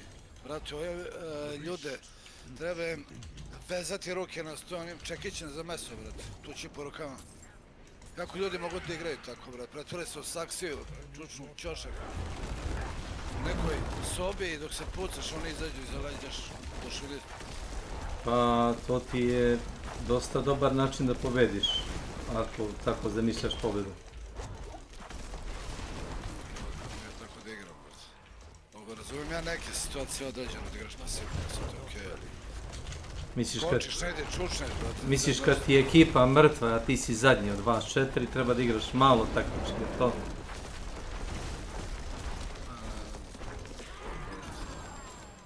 Znači igraš Resurgency, ne igraš ni običan ovaj Metroid.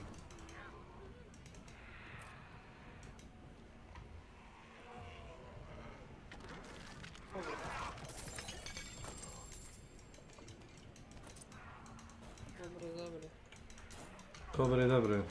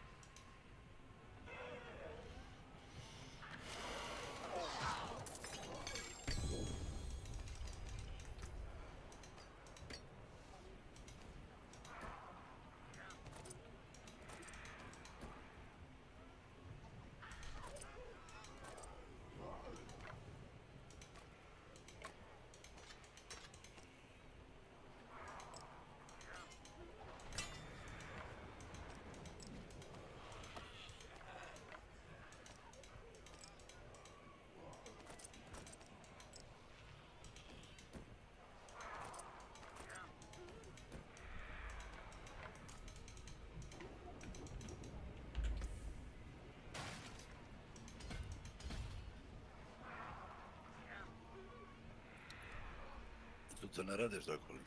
Ili radiš vikend? Radim vikend. Skraćeno ili normalno? Isto 6. No dobro, 6, okej.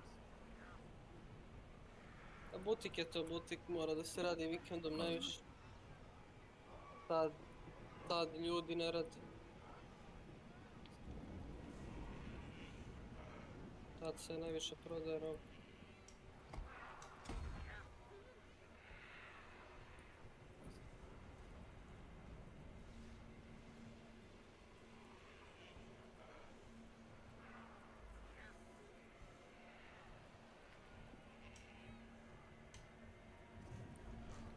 Mm-mm. 22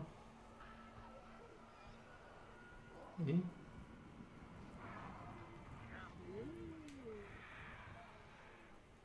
27. Kaj će CS2 bre da stave bre, alo? Pičku mater. Ano nisu normalni bre. Stvarno bre.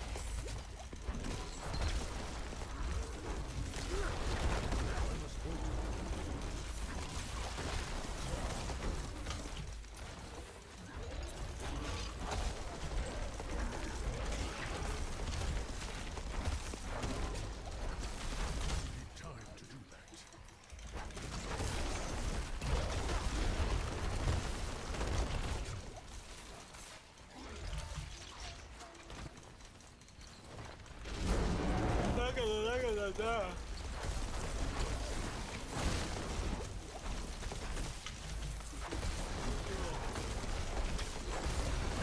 Avo! Kaj ćeš radit? Pa ne znam. Ako hoćeš, isprži malo jaja i 2 jajeta i to je to. I ono... Valjda je majko Stela nešto slonio. A super? A dobro, supa će se ugrijat za 2 minuta. Kože se izbacio onako. Počinilo se onaj amonijak u stavu pa i bolile se noge. Vadila čupe, teča, pa bije se nogama u zemlju, znači. Koliko je Srbe i pa.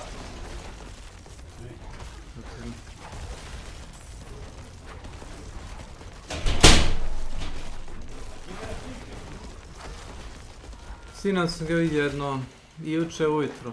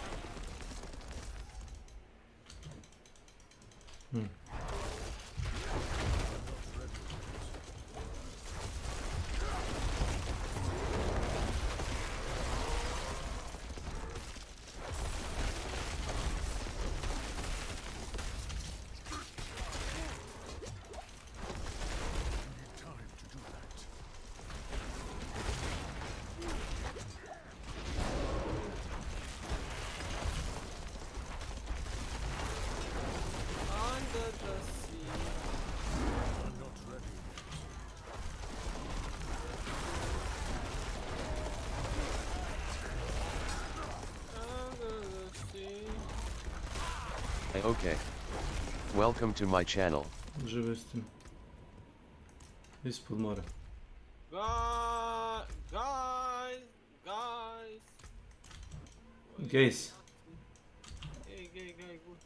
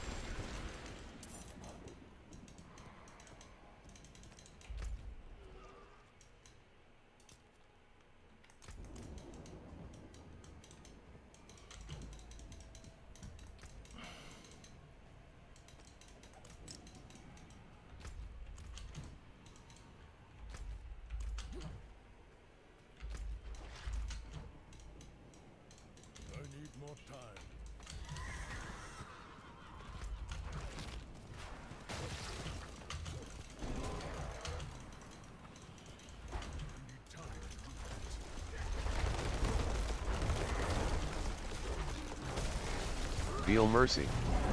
Welcome to my channel.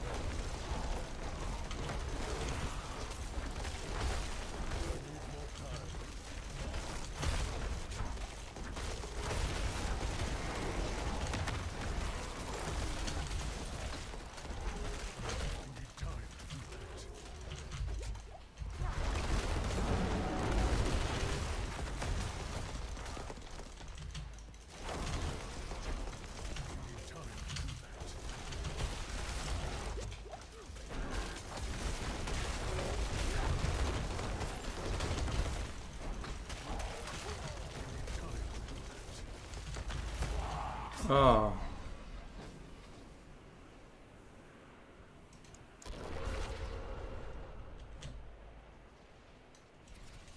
Zaleđen do smrti.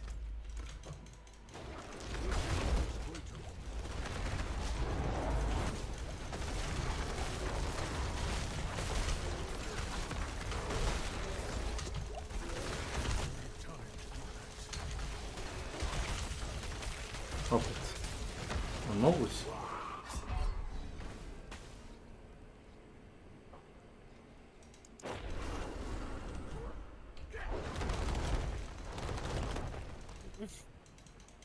Dva put zaredom. Halo?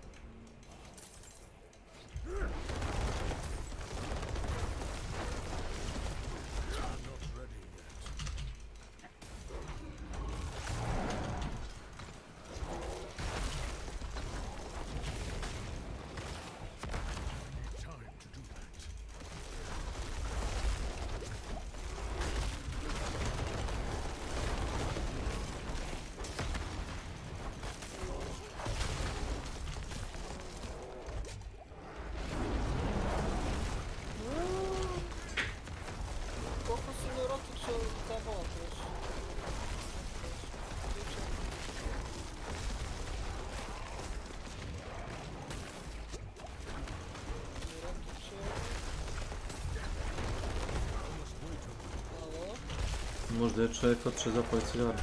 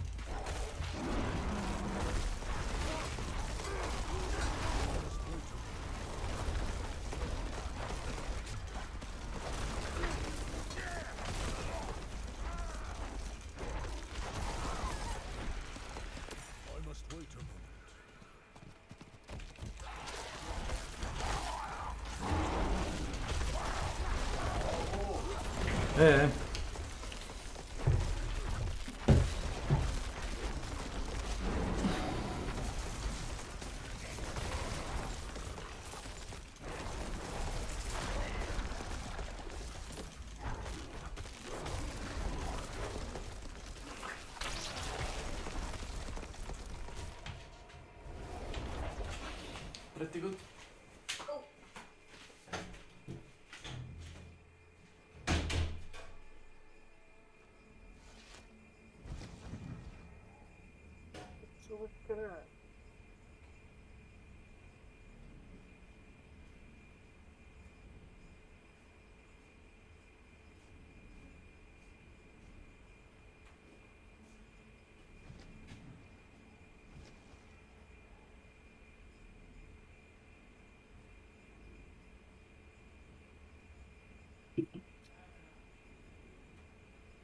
Yes,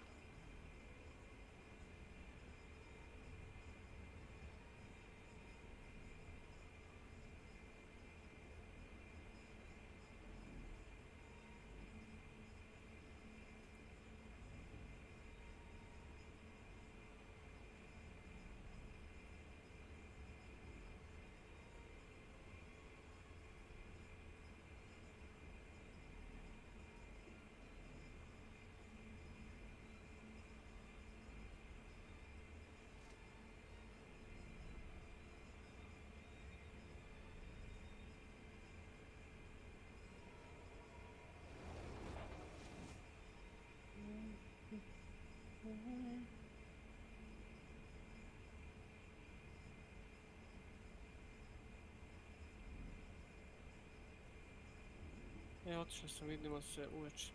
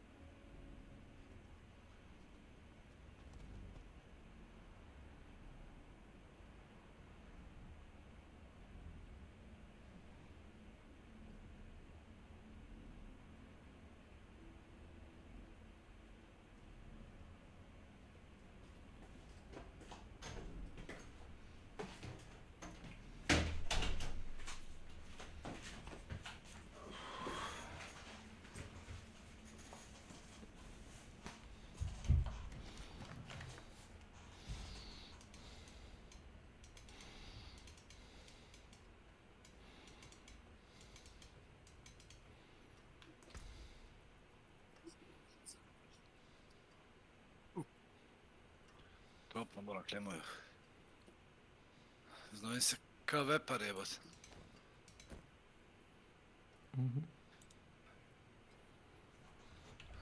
A, dobro me podsjetio.